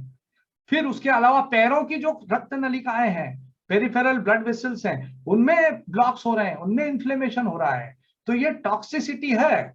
इसको हाइपर जो ग्लाइसीमिया है अपने आप में टॉक्सिक होता है, ब्लड बढ़ी हुई ब्लड शुगर अपने आप में नुकसान करती है, तो उसको नॉर्मल करना हमारी जिम्मेदारी है। और अगर आपका इंसुलिन रेजिस्टेंस आपको चेक कराना चाहिए, जब आप इंसुलिन रेजिस्टेंस चेक कराना चाहते हैं तो आपका फास्टिंग इंसुलिन और उसके साथ में आपकी fasting blood sugar divided by 405, ये एक फार्मूला होता है, उसके आधार पे आप अपना इंसुलिन रेजिस्टेंस चेक कर पाते हैं। तो ये आप जब चेक कराते हैं, अगर आपका लेस देन 1 है तो आप बिल्कुल नॉर्मल है, अगर 1.9 के आसपास है, पूरा इससे 1 से 1.9 के बीच में, तो आप you are suffering from borderline diabetes risk. और अगर उसके बाद में ये जो 2 से लेकर वो ज्यादा है तो फिर 2.9 तक तो बहुत हाई वैल्यूज है, तो हायर लेवल पे जाते हैं। तो इंसुलिन रेजिस्टेंस को चेक करने का एक तरीका है, टेस्ट है। उसके अलावा अगर आपका ब्लड शुगर बॉर्डर लाइन है, आपका ट्राइग्लिसराइड लेवल बढ़ा हुआ है, आपका HDL कम है, आपको ब्लड प्रेशर 135, 85 है, तो आप कहीं ना कहीं आप इंसुलिन रेजिस्टेंस के शिकार हो रहे हैं, आपकी सेंट्रल ओबेसिटी ज्यादा हो रही है, तो आप इंसुलिन रेजिस्टेंस के शिकार हो रहे हैं। वहीं पे हमारे को अलर्ट हो जाना चाहिए, हमें वहीं पर रिवर्स गियर में गाड़ी ले लेना चाहिए कि ये प्रॉब्लम जो है इंसुलिन रेजिस्टेंस की शुरू हो रही है, डायबिटीज तक क्यों पहुंचे हम, पहले ही हम उसको रिवर्स करें। Insulin is not influenced by fat and protein. इसके लिए ये जो टर्म्स होती हैं, आप जब रिवर्सल की तरफ जाते हैं, इंसुलिन रेजिस्टेंस को रिवर्स करने की कोशिश करते हैं, insulin resistance is reversible, mind it, insulin resistance is reversible, so diabetes can also be reversed if your insulin level is high or if your insulin level is normal. और या आप उसको अच्छे से कंट्रोल कर सकते हैं depending on the duration of the disease, your insulin concentration in your blood, your C peptide level, your other activity, वो सब बहुत सारी चीजें उसमें काउंट होती है। उसके बाद में हम डिसाइड कर पाते हैं कि हम कंट्रोल कर सकते हैं या रिवर्स कर सकते हैं या मैनेज कर सकते हैं, कॉम्प्लिकेशंस को रिवर्स कर सकते हैं। तो कार्बोहाइड्रेट टोटल जितना आप जो भी खाना खा रहे हैं, सबसे इंपॉर्टेंट बात मैं आपसे शेयर कर रहा हूं, जो भी आप खा रहे हैं उसके अंदर कार्बोहाइड्रेट कितना है आपको पता होना चाहिए। आपको खुद को अवेयर रहना पड़ेगा कि मैं जो खाना खा रहा हूं उसके अंदर कार्बोहाइड्रेट कितना है, कितना परसेंट है, उसमें फाइबर कितने हैं। फाइबर जो रहते हैं वो आपके ग्लूकोज को नहीं बढ़ाते हैं, वो डाइजेस्ट भी नहीं होते हैं। तो टोटल कार्बोहाइड्रेट में से जब आप फाइबर को माइनस करते हैं तो नेट कार्बोहाइड्रेट निकलता है, और नेट कार्बोहाइड्रेट जितना ज्यादा होगा उतनी आपकी ब्लड शुगर स्पाइक ज्यादा होंगे। ब्लड शुगर ज्यादा स्पाइक होंगे तो ब्लड शुगर बढ़ेगी और आपका कंट्रोल करना मुश्किल होगा। जो भी और एक टर्म होती है ग्लाइसीमिक इंडेक्स। जब भी आप जो भी आइटम लेते हैं, जो भी खाना आप फूड आइटम यूज करते हैं, आप मॉल में जाते हैं, जो भी आप कहाँ से कुछ परचेसिंग करते हैं, शॉपिंग करते हैं, वहां पर जो भी प्रोडक्ट परचेस कर रहे हैं उसमें उसका लेबल देखिए, उसका न्यूट्रिशनल वैल्यूज क्या है उसकी, उसको पढ़ने की कोशिश करिए। उसमें उसका ग्लाइसीमिक इंडेक्स जानने की कोशिश करिए कि अगर मैं कोई गेहूं का आइटम खरीद रहा हूं तो उसका ग्लाइसीमिक इंडेक्स क्या है, मैं राइस से बनी हुई चीज खरीद रहा हूं तो उसका ग्लाइसीमिक इंडेक्स क्या है, मैं ओट खरीदता हूं, मैं सोचता हूं कि हेल्दी है ओट्स, तो मेरा उसका ग्लाइसीमिक इंडेक्स कितना है। और ग्लाइसीमिक इंडेक्स के बाद में ग्लाइसीमिक इंडेक्स एक ऐसा पैरामीटर है जो आपको ये बताता है कि कितनी तेजी से ब्लड शुगर बढ़ने वाली है।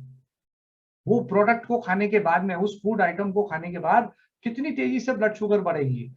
ग्लूकोज का ग्लाइसीमिक इंडेक्स 100 है, गेहूं का ग्लाइसीमिक इंडेक्स 70 है, व्हीट का 75 से ऊपर है, मक्के का 80 है, चावल का 80 है। तो आप सोच लीजिए कि जो हम चीजें खा रहे हैं उसके ग्लाइसीमिक इंडेक्स, भिंडी का सिर्फ 20 ही है, 20 है। तो जो फूड आइटम जिनके ग्लाइसीमिक इंडेक्स कम है उनको हम चूज करें। हमारा जो फूड डाइट प्लान बने वो अकॉर्डिंगली हमारा बने कि हमारे ग्लाइसीमिक इंडेक्स और फिर ग्लाइसीमिक लोड को कैलकुलेट किया जाता है। तो डाइट प्लान को कैसे बनाया जाता है वो मैं थोड़ा सा बता दूं आपको कि हमारा जो हम डाइट प्लान बनाते हैं उसके अंदर हमारी कोशिश ये होती है, हम अगर वास्तव में रिवर्स करना चाहते हैं या हम ठीक से डिजीज को कंट्रोल करना चाहते हैं तो हमारा फास्टिंग का एक पीरियड होना चाहिए, हमारे पेंक्रियास को रेस्ट देना चाहिए हमको। उसके लिए 12 hour fasting, 12 to 16 hours fasting रहे। मतलब आप अपना जो डिनर है उसका टाइम पहले आप शाम को रख लें, 7 बजे खाना खा लें, 8 बजे खाना खा लें, और आपका जो नेक्स्ट डे का जो आपका ब्रेकफास्ट होगा नेक्स्ट मॉर्निंग में, वो कम से कम 12 घंटे के बाद, 14 घंटे के बाद, जितना आप बढ़ा सकते हैं। अगर इस पीरियड को आप बढ़ाते हैं, बीच में कुछ नहीं खाते हैं, पानी पी लेते हैं, ग्रीन टी ले सकते हैं आप, तो ये पीरियड को जब बढ़ाते हैं तो आपके पेंक्रियास को रेस्ट मिलता है, आप इंसुलिन जो है उसको रिलीज कम करते हैं और आपका पेंक्रियास जो है वो एक हेल्दी हीलिंग मोड पे आता है। तो इंटरमिटेंट फास्टिंग बोलते हैं इसको। इंटरमिटेंट फास्टिंग की जो प्रोसेस होती है वो इंसुलिन रेजिस्टेंस को रिवर्स करने में, इंसुलिन सेंसिटिविटी को बढ़ाने में काम करती है। तो ये एक बहुत इंपॉर्टेंट पॉइंट मैं बता रहा हूं। और अगर आप चाहते हैं कि आपका इंसुलिन रेजिस्टेंस कम हो तो आपका जो फास्टिंग है, इंटरमिटेंट फास्टिंग, वो आपको ध्यान रखना होता है। दूसरा आपका इंटरमिटेंट, अगर आप चाहते हैं कि इंसुलिन रेजिस्टेंस कम हो, डायबिटीज कंट्रोल रहे, तो 50% diet should B vegetable based. आपको अपना कार्बोहाइड्रेट डाइट, प्रोसेस फूड, गेहूं, ग्रेन्स, ये जितना भी चावल है, ओट्स है, मिलेट्स है, सब हटा दीजिए। 50% diet should B vegetable based, remaining it should B fat and protein. जितना आप वेजिटेबल्स की तरफ जाते हैं, सैलेड की तरफ जाते हैं, उतना आपका जो इंसुलिन रेजिस्टेंस कम होता है। 4 से 5 लीटर पानी आपको रोज पीना है। आज हम जो पानी पीते हैं वो मुश्किल से 2 लीटर 2.5 लीटर में हमारा काम कर लेते हैं पूरा, लेकिन हमारा 2 लीटर 2.5 लीटर तो हमारा वेस्ट हो जाता है रोज, बाकी की फंक्शनिंग के लिए भी लगता है। तो कम से कम 4 से 5 लीटर, मतलब आपका 15 ग्लास पानी आपको रोज पीना चाहिए, 15 ग्लास, तब जाके वो sufficient. 70% of our body is composed of water, और अगर हम पानी ठीक से नहीं पीते तो कहीं ना कहीं हमारी ब्लड शुगर कंट्रोल करने में तकलीफ होती है। तो आपका जो पानी है वो 4 से 5 लीटर होना चाहिए। some part of your diet should be uncooked. 30% of the diet should be uncooked. Raw होना चाहिए, रॉ फूड होना चाहिए, सैलेड्स होना चाहिए, और वो भी अगर आप खुद ग्रो करते हैं कुछ चीजें ऑर्गेनिक होना चाहिए। यहाँ पर मैं एक बात को बहुत स्ट्रेस करता हूँ कि your vegetable should be organic. अगर आप इंसेक्टिसाइड्स और पेस्टिसाइड से भरे हुए भोजन को, सब्जियों को खाते हैं तो मैनेजमेंट अधूरा ही होगा। मैं अपने गार्डन, मैंने अभी बताया मेरे जो पिरामिड है उसके आसपास मैंने बहुत सारी ग्रीन वेजिटेबल्स को ग्रो करते हैं हम, और उनको यूज करने की कोशिश करते हैं। और जो हम बाहर से भी जो वेजिटेबल्स लाते हैं उसकी हमारी मैक्सिमम कोशिश ये होती है कि ऑर्गेनिक वेजिटेबल्स का उपयोग किया जाए, जो कि बहुत इंपॉर्टेंट है हमारे इंसुलिन रेजिस्टेंस को कम करने के लिए और दूसरी डिजीजेस से बचने के लिए भी। तो ये 30% diet should be uncooked raw food and you should eat as per your hunger. Use 70% of your stomach capacity. खाना खा रहे हैं तो पूरा पेट यहाँ तक गले गले तक नहीं भरना है, पूरा ऐसे पूरा। कई बार तो हम पार्टीज में जाते हैं तो पूरा वसूल करते हैं, पूरा टाइम भी हमारा और सब, हमने जो लिफाफा दिया होता है उसको यूज करने के लिए कोशिश करते हैं कि पूरा वसूल हो जाए। तो ऐसी कोशिश नहीं चाहिए हमारे लिए ये। और combination of food is also very important. अगर जो हम फूड का कॉम्बिनेशन करते हैं, मैं तो एडवाइस करता हूँ कि वेजिटेरियन डाइट, प्लांट बेस्ड जो डाइट है वो आपको हीलिंग मोड पे ले जाती है। तो ये सब आपको ध्यान रखना होता है। Avoid protein with carbs, avoid milk product with eggs, avoid too many varieties. बहुत सारा इकट्ठा एक साथ हम बूफे में इकट्ठा कर लेते हैं, उसको अवॉइड कराएं। Salty food with milk food, vegetable is free food to combine with any macros. आप वेजिटेबल किसी के साथ भी ले सकते हैं। Don't drink water 15 minutes before and 45 minutes after meal. Avoid alcohol, avoid big meals. ये ध्यान रखना होता है आपको। अभी ये सब चीजें मैं आपसे बता चुका हूँ कि 5 लीटर हमारा जो खून है उसके अंदर 1 चम्मच शक्कर है, 1 चम्मच, सिर्फ 1 चम्मच 5 लीटर में। तो ये देखिए, अगर मैं आपको चम्मच से बताने की कोशिश करूं तो 1 स्लाइस ऑफ ब्रेड जो है 15 ग्राम की, उसके अंदर 3 चम्मच शक्कर है, 3 spoon, 1 slice of bread only. Just imagine कितना शक्कर हम खाते हैं। 1 इडली 15 ग्राम की, उसमें 3 चम्मच शक्कर है। 1 idli, small idli 15 gram containing 3 teaspoon of sugar। 1 cup of cooked white rice, 9 चम्मच शक्कर है, 9 स्पून।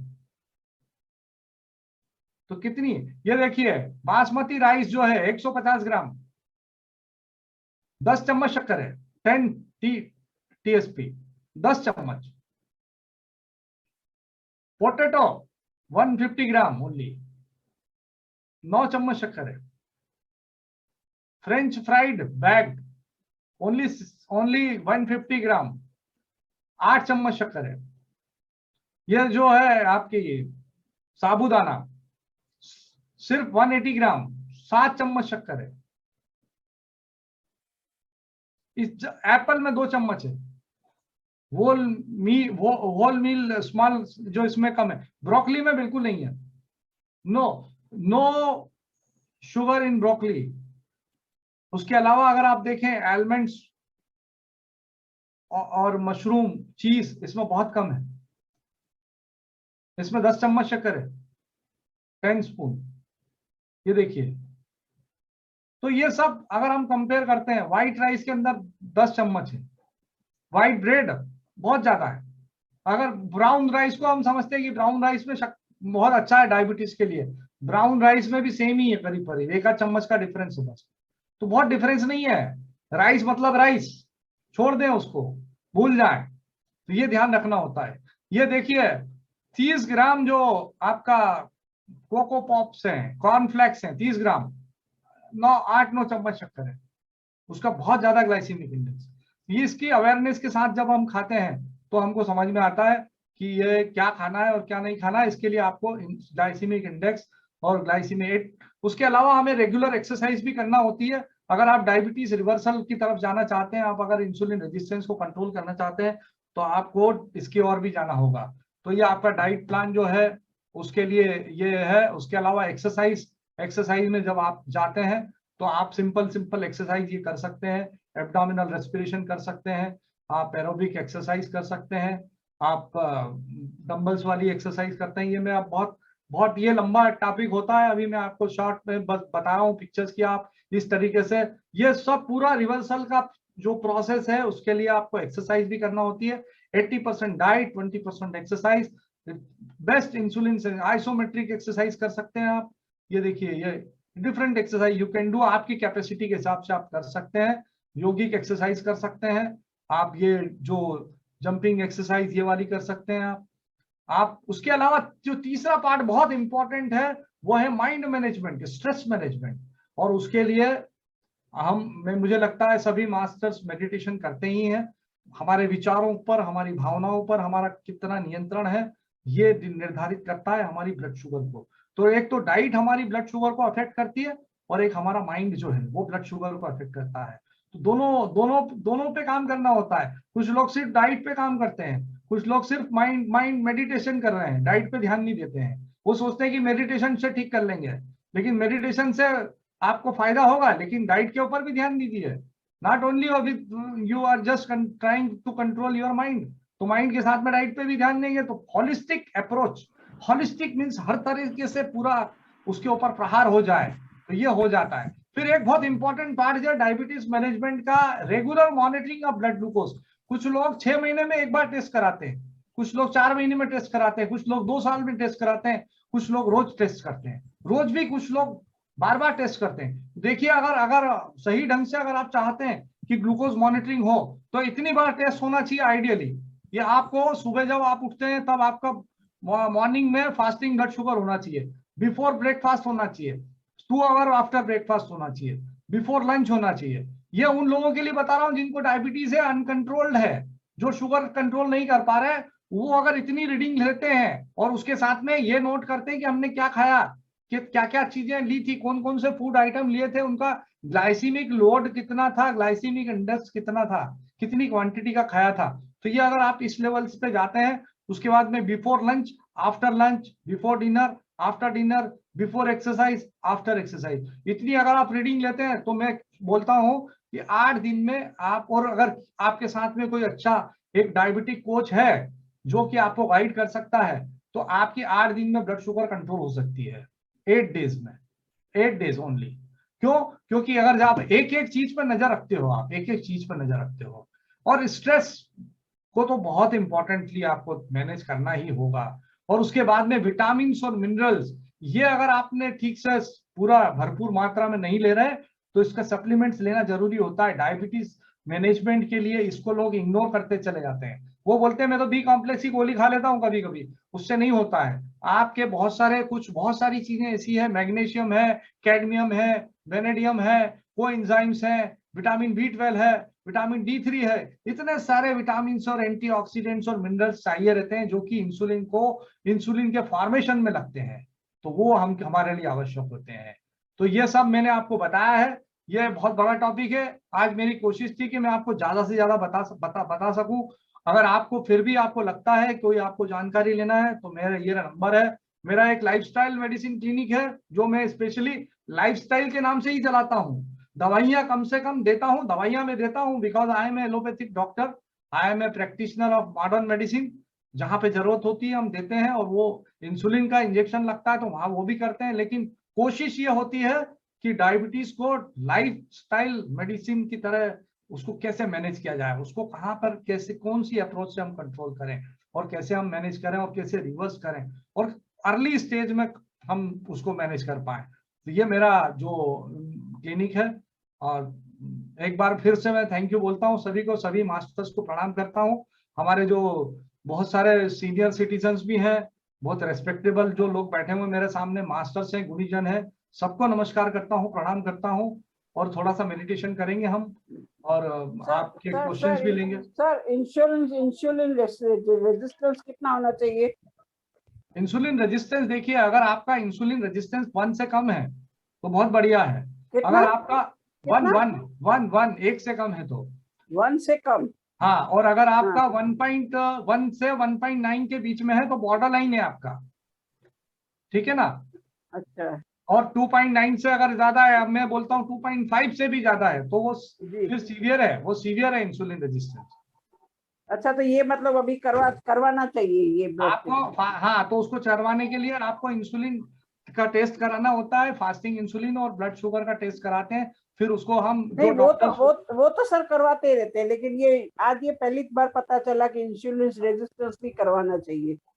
हाँ, तो एक्चुअली ये जो है पूरा ये जो सिस्टम है इंसुलिन में जो आपको बता रहा हूँ, ये उसी से जुड़ी हुई बातें हैं। और ये अप्रोच ही अलग है। एक तरीका है डायबिटीज को कंट्रोल करने का कि आप गोलियां खाते रहें और शुगर को कंट्रोल करें, या इंसुलिन के इंजेक्शन लगाएं और शुगर को कंट्रोल करें।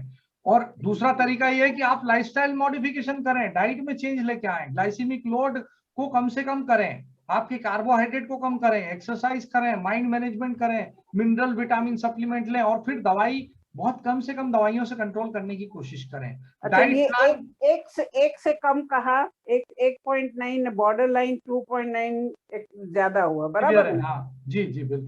थैंक यू, बहुत अच्छा समझाया है, बहुत अच्छा, थैंक यू जी, थैंक यू। बहुत अच्छा लगा। थैंक तो यू जी। थोड़ा मेडिटेशन 10 मिनट करें सर। हाँ, बिल्कुल बिल्कुल करते हैं सर मेडिटेशन, बिल्कुल। तो सभी मेडिटेशन मास्टर्स हैं, स्पिरिचुअल मास्टर्स हैं, तो मुझे बताने की जरूरत ही नहीं है कि हम किस अवस्था में बैठना है। सभी लोग कमर सीधी कर लें, गर्दन सीधी कर लें, और अपने पैरों को क्रॉस कर लें, हाथों की उंगलियों को क्रॉस कर लें, और जेंटली क्लोज योर आईज।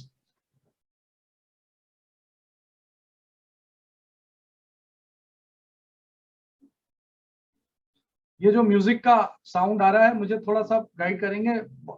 कुछ साउंड आ रहा है आपको या नहीं आ रहा है? म्यूजिक, बैकग्राउंड म्यूजिक मैंने चालू किया है। नहीं आ रही सर, ठीक अब धीरे हल्का सा आ रहा है। है, बस ठीक है। मेरी आवाज आ रही है? यस सर आ रही है सर। म्यूजिक का साउंड ज्यादा तो नहीं है ना? नहीं है सर। बस ठीक है, ठीक है। Okay, thanks.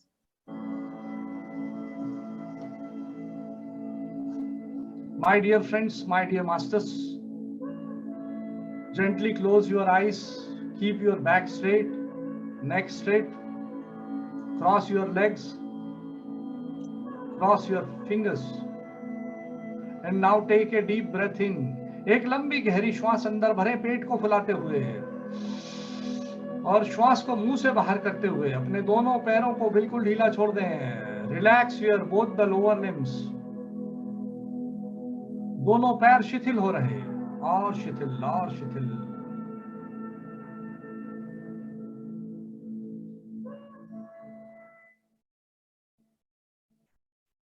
एक और लंबी गहरी श्वास अंदर भरे पेट को फुलाते हुए, और श्वास को मुंह से बाहर करते हुए अपने दोनों हाथों को बिल्कुल ढीला छोड़ दें। Relax your both the arms and four arms. थोड़ा संकुचित करें, थोड़ा कॉन्ट्रैक्ट करें दोनों हाथों को, मुट्ठियों को भींच लें और धीरे से ढीला छोड़ दें। You are relaxing your both the arms and forearms. एक और लंबी गहरी श्वास भरे पेट को फुलाते हुए, और श्वास को बाहर करते हुए अपनी पेट की मांसपेशियों को बिल्कुल ढीला छोड़ दें। Relax your abdominal muscles.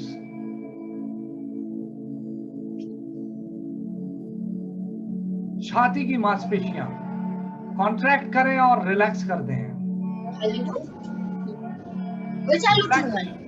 Relax your chest muscles.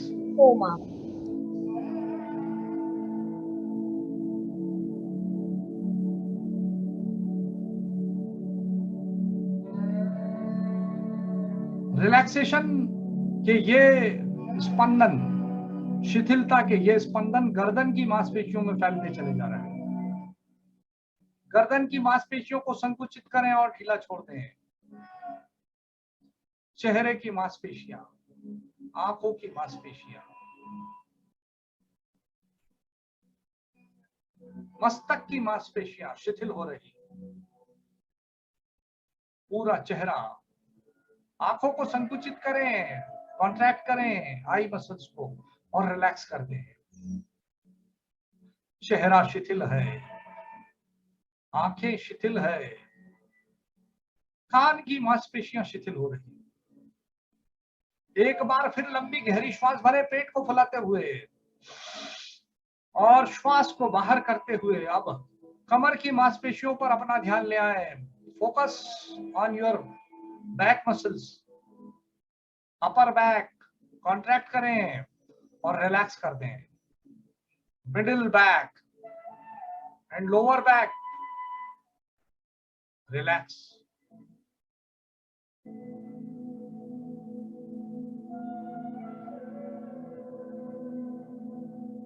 Your entire being is relaxed, my dear friends, my dear masters. पूरा शरीर शिथिल हो रहा, शांत हो रहा।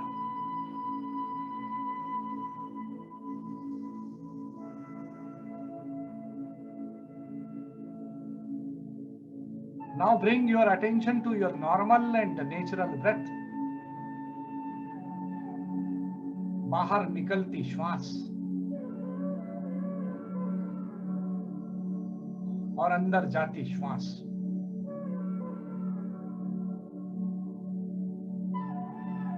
और फिर बाहर निकलती श्वास और अंदर जाती श्वास।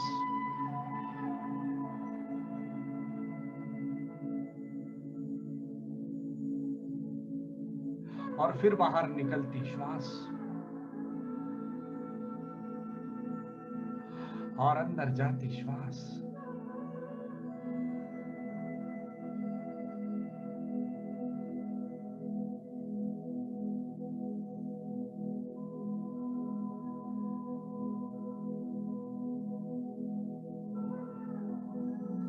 Only focus on your normal and natural breath. Don't try to change the rhythm of your breath.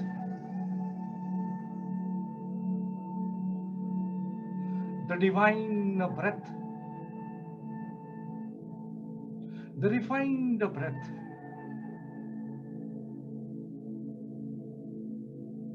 the tranquil breath,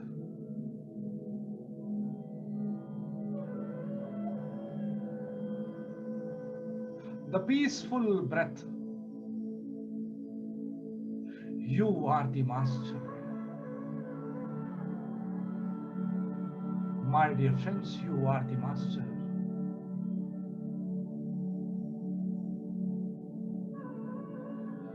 बाहर निकलती श्वास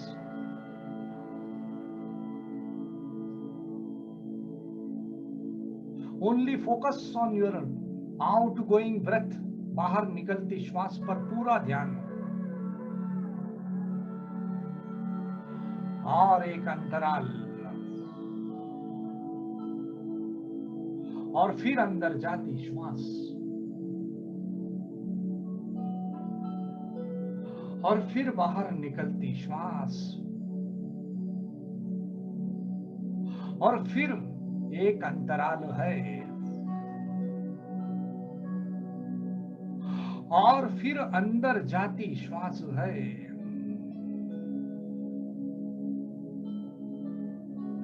बाहर निकलती श्वास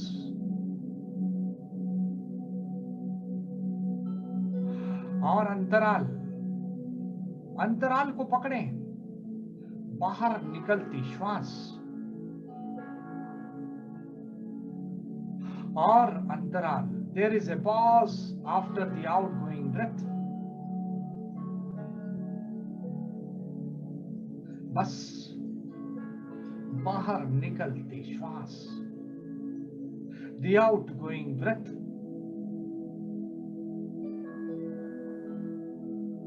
और अंतराल बस अंतराल को पकड़ लें बाहर निकलती श्वास और अंतराल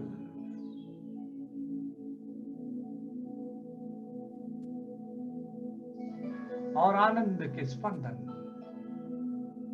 the cosmic energy is flowing in your body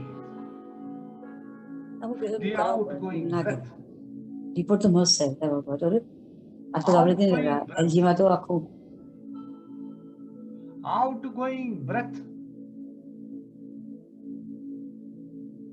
and a pause.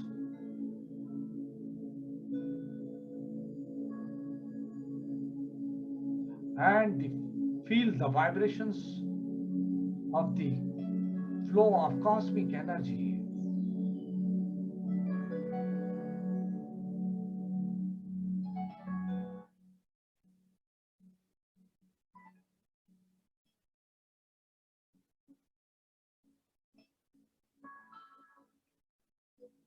श्वासों की गति मंद हो रही और मंद है और मंद है. Your conscious mind is relaxed. चेतन मन शांत हो रहा. विचारों की गति मंद हो रही. Your mind is becoming empty. The outgoing breath and a pause.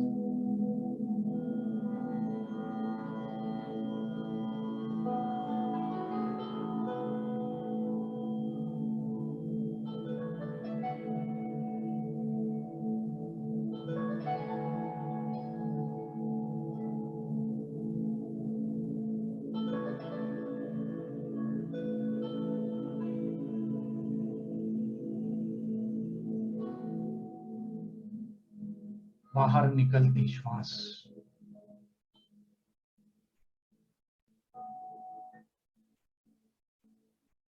You are in the state of alpha. You are in the state of self-healing. Your blood sugar is becoming normal. Your insulin resistance is reducing.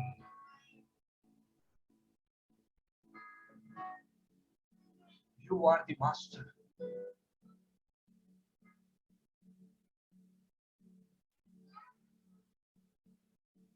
Outgoing breath and a pause. बाहर निकलती श्वास के बाद एक अंतराल.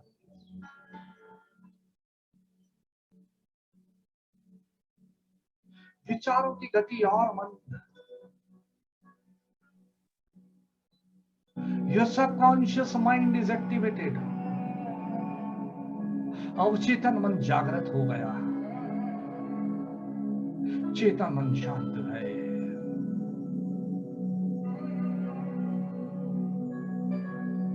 Now ask a very simple question. खुद से प्रश्न करें, स्वयं से स्वयं का प्रश्न. Who am I? Who am I? मैं कौन हूं? Yes. Ask the very simple question. कौन हूं मैं? कौन? I am not the body. I am not my mind. I am not the intellect. मैं मन भी नहीं, बुद्धि भी नहीं, संस्कार भी नहीं.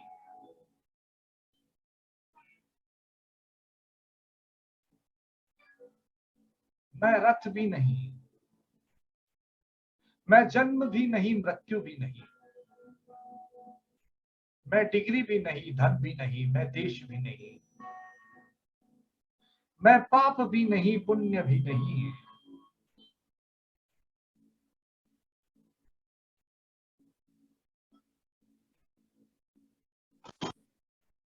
Then who am I? कौन हूं मैं? I am the master. I am the controller. मैं तो रथी हूं इस रथ का. I am a divine creation of the Supreme. Divya हूं मैं, पवित्र हूं मैं.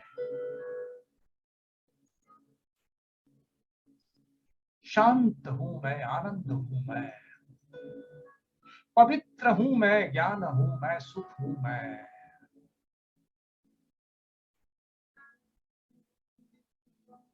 शक्ति हूं मैं उस क्रिएटर का बहुत सुंदर रचना हूं मैं, उस रचयिता की मैं बहुत सुंदर कृति, आनंद हूं मैं, आनंद।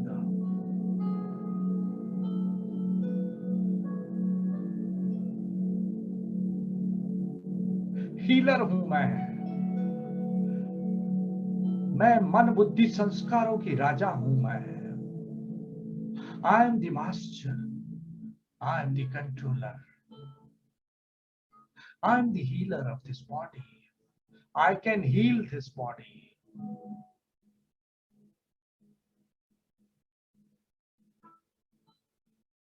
आई am the master, I am the charioteer, मैं रथी हूं इस रथ का, इस रथ का मैं रथी। दिव्य दिया हूं मैं इस मंदिर का, शरीर रूपी मंदिर में चमकता दिया मैं, आत्मा। मैं चमकता सितारा, मैं तो दिया हूं इस मंदिर में, पवित्र हूं मैं, बहुत पवित्र मैं। आनंद, परम आनंद।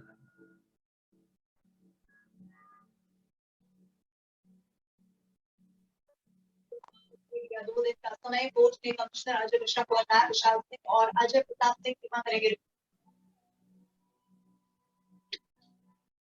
विजुअलाइज करें,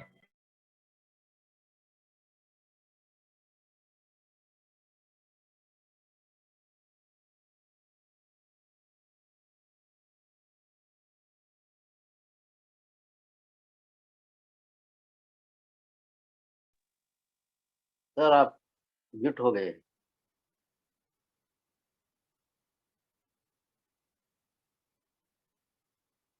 सर अनम्यूट करें, mute.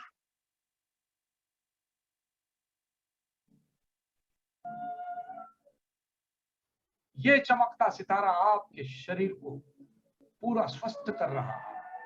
Universal mind, you are connected to the universal mind now. पूरा शरीर स्वस्थ हो रहा, आनंदित हो रहा, खुश हो रहा, हर कोश स्वस्थ हो रहा। अब रिवर्स काउंटिंग करेंगे हम और धीरे धीरे इस मेडिटेशन से बाहर निकलने का प्रयास करेंगे। Last 10 second. 10, 9, 8, 7, 6, 5, 4, 3, 2 and 1.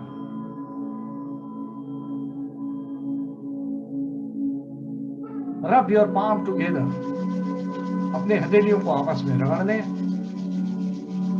और अपने चेहरे पर, अपनी आंखों पर, अपने पूरे शरीर पर उस दिव्यता की अनुभूति करें और अपने कंफर्ट के हिसाब से मुस्कुराते हुए दिव्य मुस्कान के साथ में अपनी आंखें खोल लें।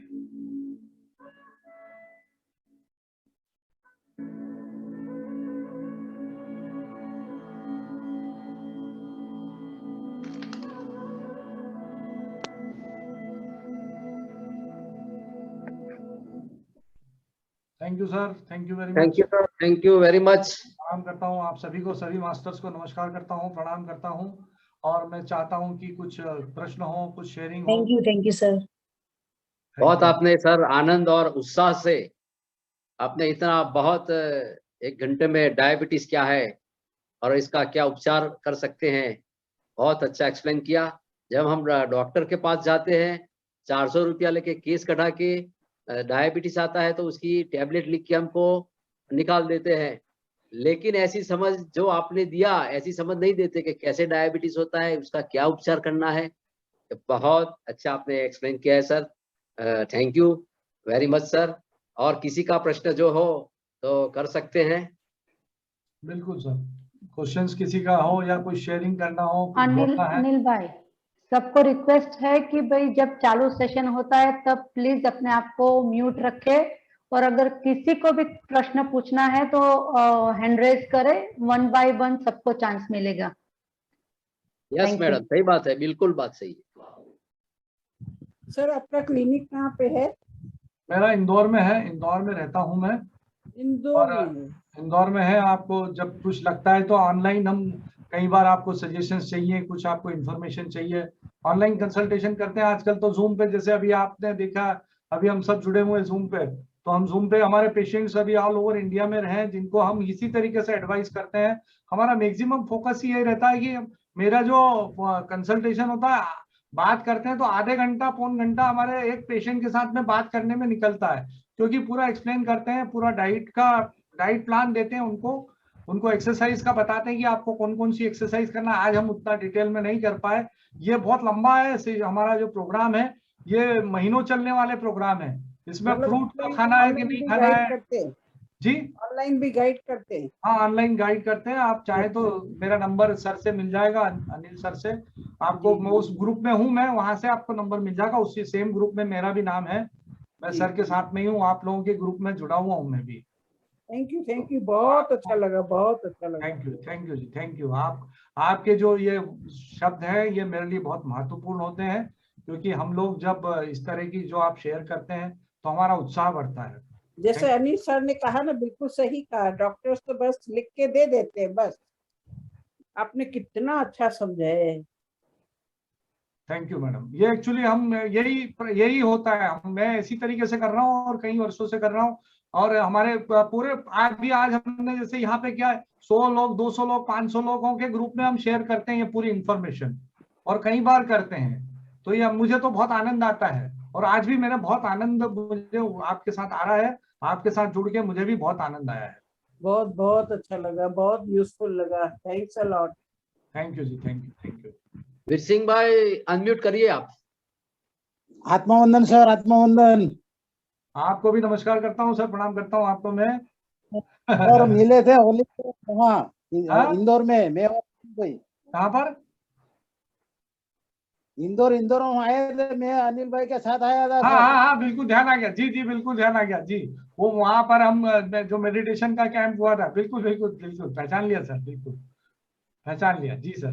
नमस्कार करता हूँ सर। इंदौर जब भी पधारे, इंदौर आप लोग जब भी आए पधारे, मुझे जरूर कॉल करें। मुझे आपसे मिलने में आनंद आएगा। आप मुझे फोन करें, आए जब भी आए। और हमारा एक पिरामिड है, हमारे घर पे भी पिरामिड हमने बनाया है, उसमें बैठ के आपको मेडिटेशन, हमारा मेडिटेशन 1.5, 2 घंटे, 3 घंटे चलता रहता है। आप एक बार आएंगे, आपको आनंद आएगा।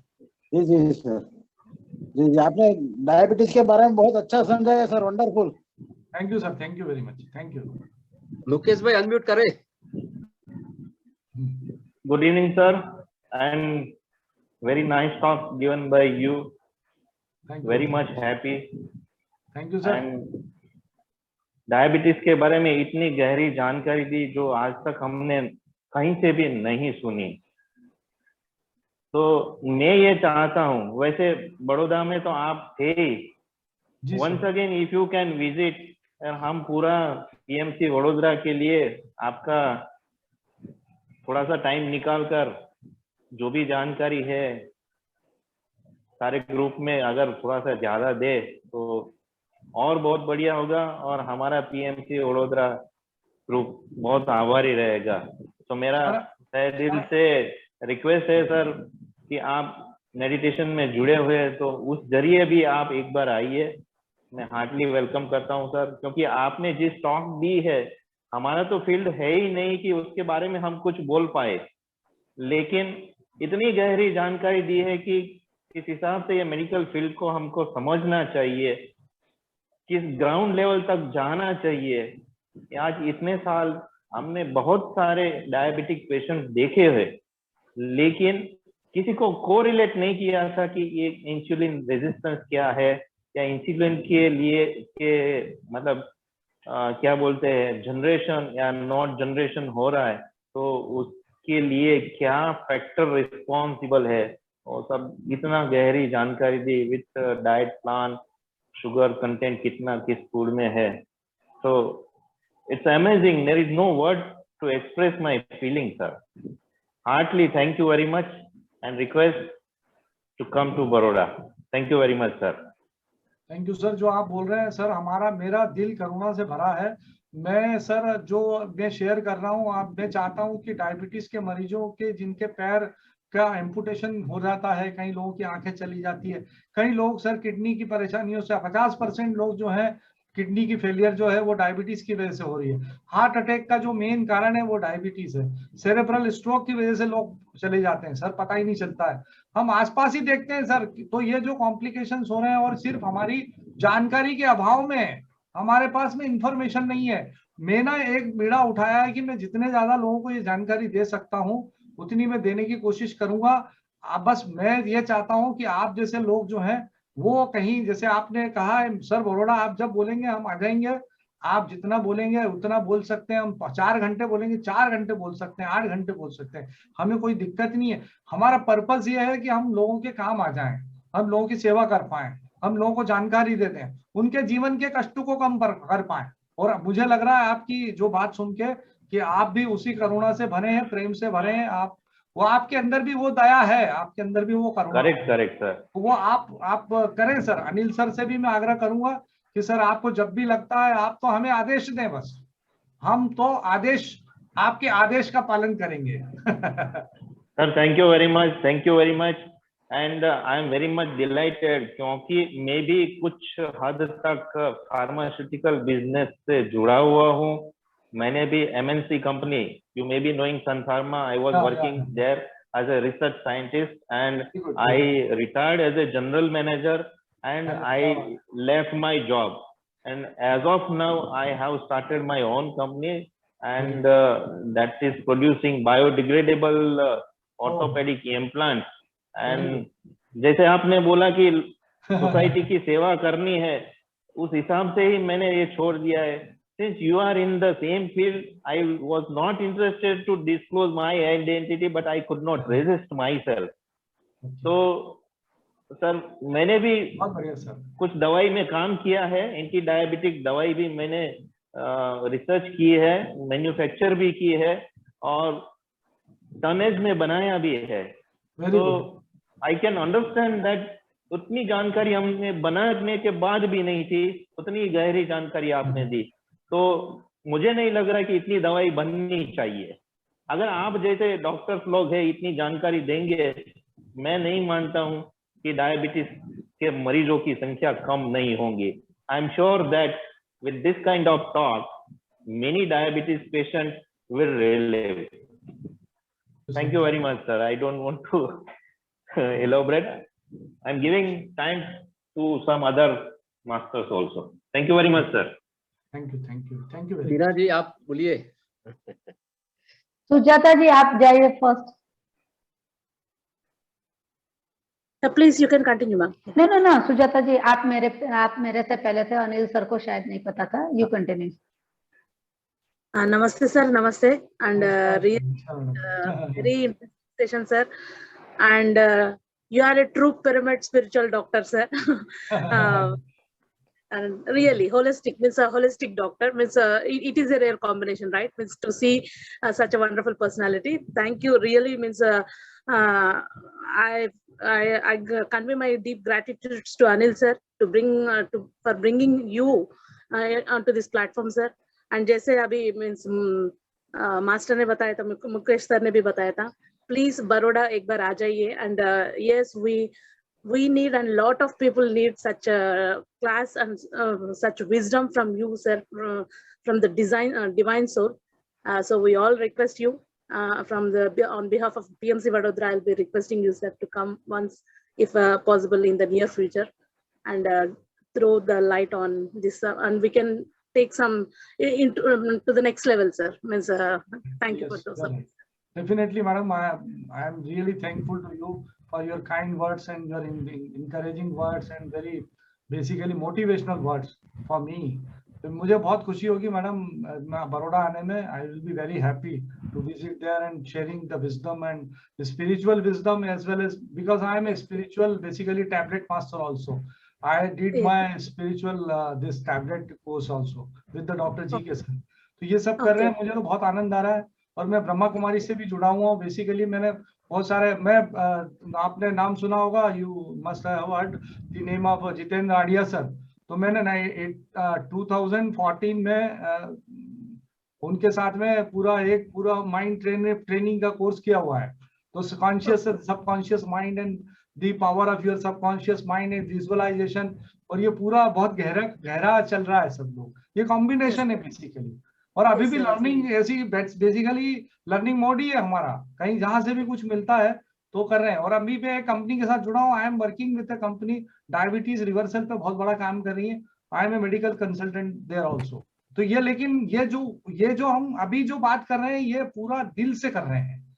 It is unconditional, it is unconditional, nothing is there, we don't want anything from anybody, just we are sharing our wisdom and that is unconditional. It is a expansion of our consciousness. ये हम खुद के लिए कर रहे हैं। This is expansion of my consciousness basically. ये आप लोगों के लिए नहीं कर रहा हूं मैं। This is I am doing for myself. उसके बाद होता है, फिर बाद में आप आ रहे हैं। बट ये जो और सबसे ज्यादा जो एडवांटेज मिलता है, मेरी कॉन्शियसनेस एक्सपांड होती है। और ये हम सबको वैसे ही करना चाहिए। Sir I can see Patri sir का झलक आप में दिख रहा है सर मुझे, क्योंकि पात्री सर भी यही बोलते हैं। आप लोगों को ऐसा लगता है मैं आपके लिए कर रही हूँ। I am most selfish man, he will be saying that. Thank you madam, thank you sir. सिर्फ बड़ौदा की बात क्यों करते हैं, अहमदाबाद में भी हम बहुत सारे हैं। हम भी तो मैडम एक्चुअली अहमदाबाद तो मैं कभी कभी आता हूँ। अहमदाबाद में मेरी सिस्टर रहती है। मैं तो गुजरात का बहुत प्रेम से गुजराती हूँ मैं। और मैंने तो वहाँ पे मेरा बहुत वहाँ पे मेरा बहुत इम्पोर्टेंट टाइम, मेरा कॉलेज, मेरा एजुकेशन वहीं का। तो मेरे ऊपर तो ऋण है वहाँ का। मेरे ऊपर तो एक मेरे पास तो वो है कि मुझे वहाँ पे चुकाना है। मुझे तो बड़ौदा का सर्व करने का या अहमदाबाद में जाके कुछ बोलना है, मेरे लिए बहुत खुशी की बात होगी। वो बहुत है, बहुत सारे हैं अहमदाबाद में भी। तो बताइए मैडम, आप तो आ जाएंगे, आप तो बताइए कब आना है। मेरा घर है वहाँ अहमदाबाद में। तो मैं तो कभी भी आ सकता हूँ, संडे सैटरडे कभी भी आप अरेंज बताएं, मुझे अरेंज कर लें आपने। I will visit there, no problem. अरे वाह, थैंक यू, थैंक यू।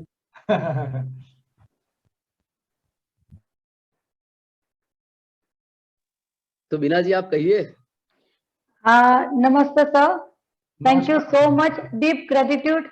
बहुत ही बढ़िया सेशन रहा सर आज का। अनबिलीवेबल। जो हमने सोचा था कि डायबिटीज की जितनी हमारी सोच थी उससे परे, बहुत परे। So it was a wonderful. Physically तो अगर आप आ सकते हो तो 22 मई को हमारा यहाँ मेडिटेशन सेंटर का इनॉग्रेशन हो रहा है संडे को। तो that would be better. First time हमारा फर्स्ट मेडिटेशन सेंटर बन चुका है।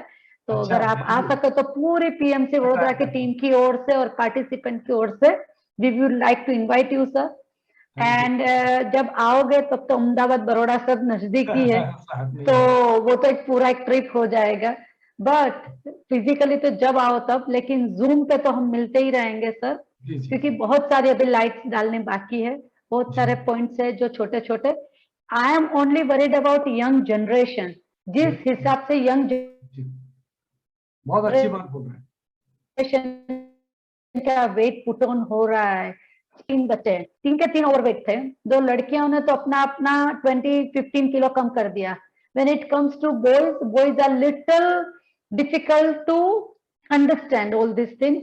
So my son himself is 25 kilo overweight. He is only 13 years old. Oh. And we've been trying for last 4 years to lose his weight. He is doing exercise, he is doing so many things. Still his weight doesn't go down. And he is hungry all the time. So there is so many, like my son, there is so many young children. I have seen it in his school.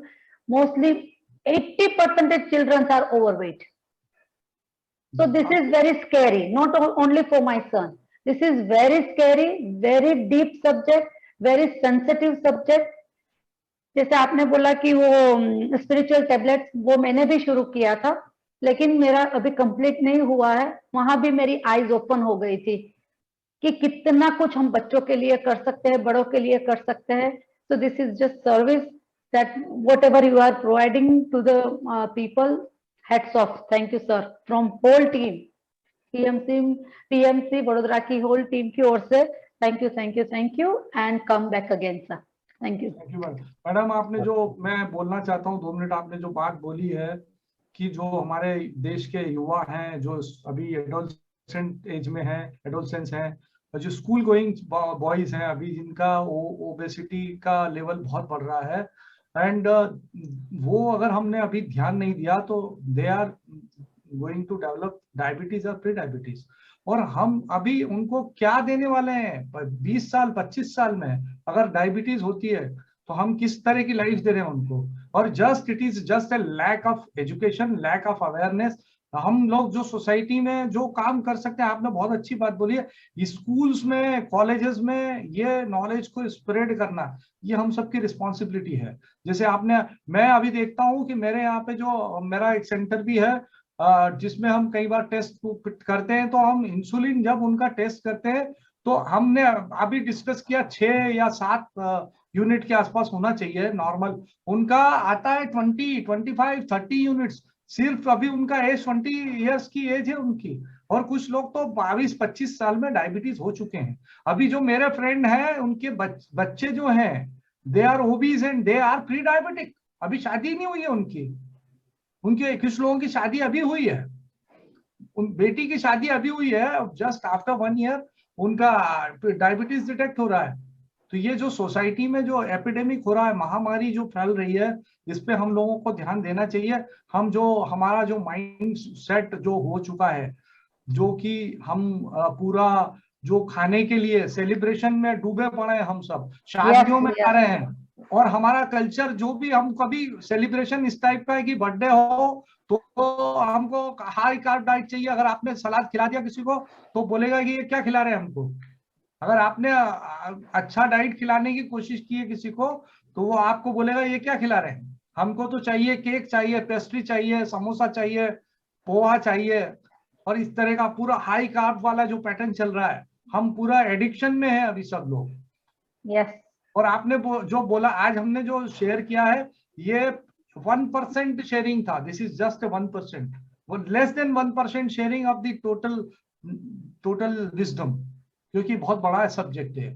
तो इसको आप जितना, मैं आपसे सिर्फ एक ही गुजारिश करूंगा कि आप भी और कुछ इंटरेस्ट लेके आपको भी शेयर करना हो तो हम जॉइंटली बहुत सारा काम कर सकते हैं, और ये जो स्पिरिचुअल सर्विस की तरह इसको यूज कर सकते हैं।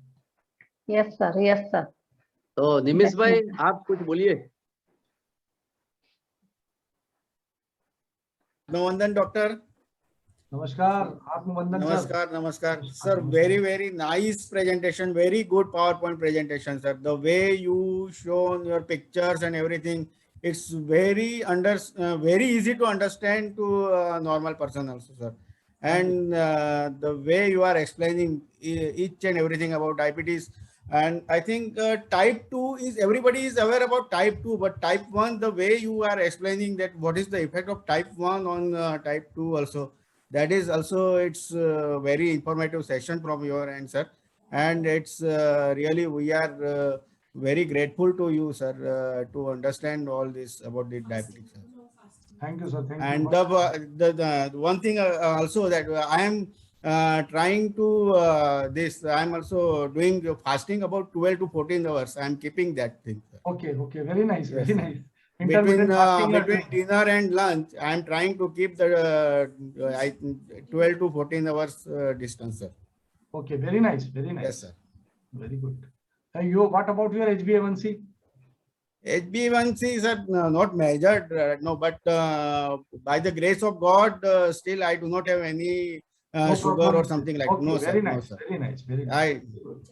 You are just And trying I am doing daily walking on in the morning of 40 minutes walking, and then I am just taking one lunch and one dinner sir. Very Between dinner and lunch, I am keeping 12 to 14 hours margin sir. Very nice. बहुत बढ़िया कर रहे हैं आप. Very good. Yes sir. Very good. Kumar साहब है, कुमार साहब। Thank you sir. Thank you very much. Thank you. हाँ जी नमस्कार। मैं भी नमस्कार। नेचुरोपैथी पे, मैं भी हेल्थ कॉन्शियस हूँ जी सर। और नेचुरोपैथी पे चला, ये जो फास्टिंग है और ये रॉ फूड है और फ्रूट्स है, जी मैं भी सर। उस पर चलता हूँ। और वेरी गुड मेरा सर। सब, मैं एज 65 है, लेकिन मेरा जो वेट है वो 60 kg है। जी और मैं पहले से ही हेल्थ कॉन्शियस हूँ, और बहुत आपकी बढ़िया बातें सर। सुनकर और भी अच्छा लगा। Thanks for that. Thank you sir, thank you very much sir, thank you. Ashwin sir है, अश्विन सर आप कुछ कहे, अश्विन सर हो।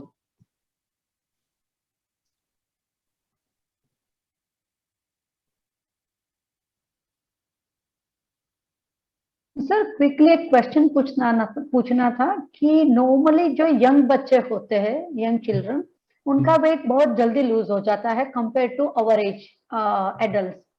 सो how come nowadays kids can not lose their weight even though they are little bit like exercise भी करते हैं?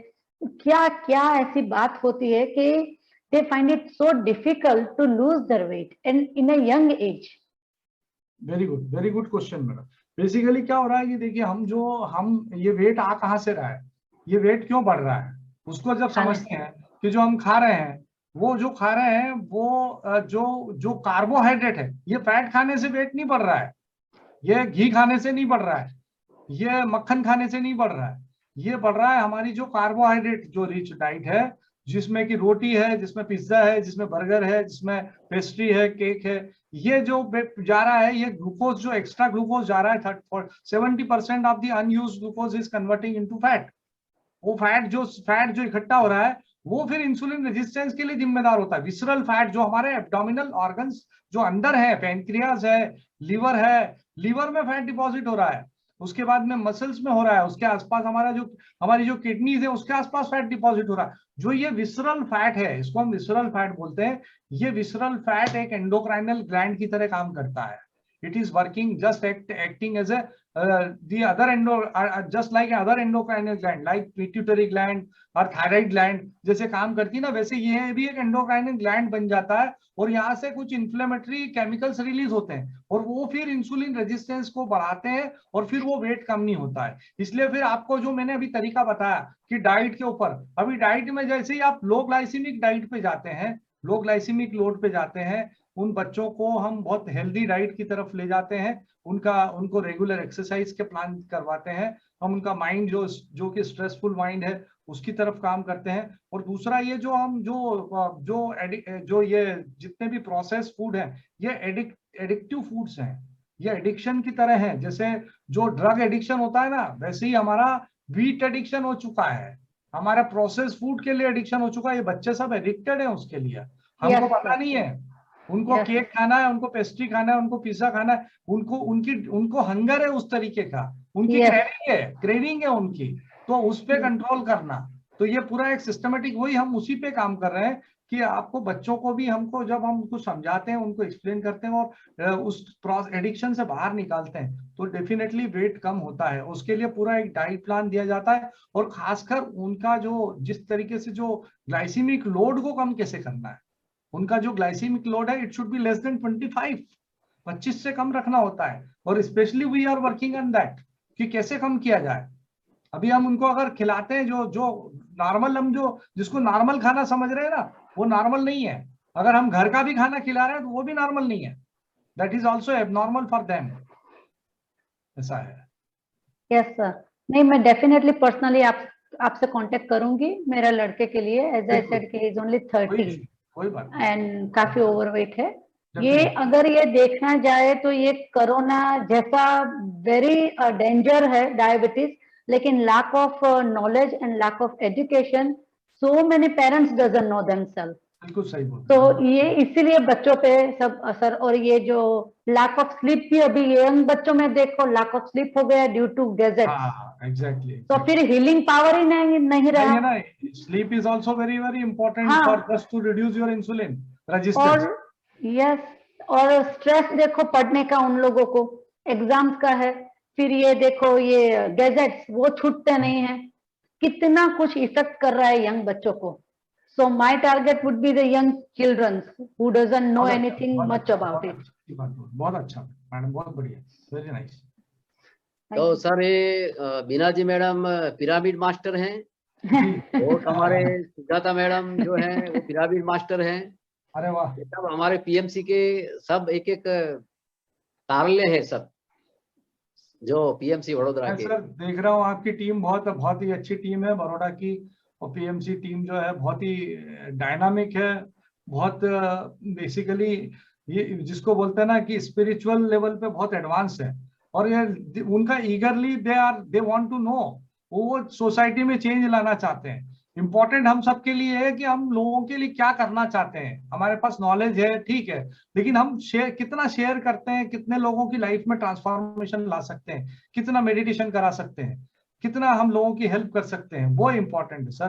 तो आप जैसे लोग जो हैं, जिसने जो मुझे मौका दे रहे हैं, आपने यहाँ पे इनवाइट किया और आपने सुना है मुझे, मैं फिर प्रणाम करता हूँ आप सभी को, धन्यवाद देता हूँ। हमारे अश्विन सर हैं, एक कुमार अच्छा। साहब हैं, क्या और बात है। दूसरा बहुत सारे हैं, नाम में ले नहीं सकता, जो दर्शिता मैडम है। ये सब जी। हमारे यहाँ वडोदरा पीएमसी के सब तारले हैं, और सब ध्यान के लिए इतने प्रचार प्रसार कर रहे हैं। अभी बड़ोड़ा में जो 22 तारीख को जो ओपनिंग हो रहा है हमारा सेंटर का, और जी। रामाराज सर आ रहे हैं। अच्छा, very good very good very good. और एक पिरामिड बनाने का भी संकल्प किया है, तो वो भी हमारा ये चालू है अभी। बहुत बढ़िया सर। आपसे जब मुलाकात हुई थी, मेरे ख्याल से 2 महीने पहले ही हुई है मुलाकात, और आपने 2 महीने में बहुत आपकी टीम और आप लोगों ने सबने मिलके बहुत एकदम स्टार्ट अभी तो किया था आपने सर, और इस लेवल पे आप पहुंच गए, ये बहुत खुशी की बात है, बहुत अच्छा, वेरी नाइस। सर हमारे पार्टिसिपेंट की बिगर हम कुछ भी नहीं है। हमारे जो सीनियर मास्टर्स आते हैं और अपना नॉलेज शेयर करते हैं, उसके बिगर हम कुछ नहीं कर सकते। हमें सेवा का मौका मिल रहा है, वही हमारे लिए बहुत बड़ी बात है sir. So thank you to all the participants, all the senior master and all our PMC Vadodara की हर एक हीरा है, एक एक डायमंड है हमारे पास और सबके लिए थैंक यू, कि उसके बिना हम कुछ भी नहीं है सर। और ये ऊपर वाले का ग्रेस है कि हमें ये सेवा का मौका दिया है। सबको थोड़ा हेल्प अगर कर सके, हम उनकी नहीं हेल्प कर रहे, जैसे पत्री जी बोलता है हम अपनी हेल्प कर रहे, we are being selfish here. तो दैट इज राइट।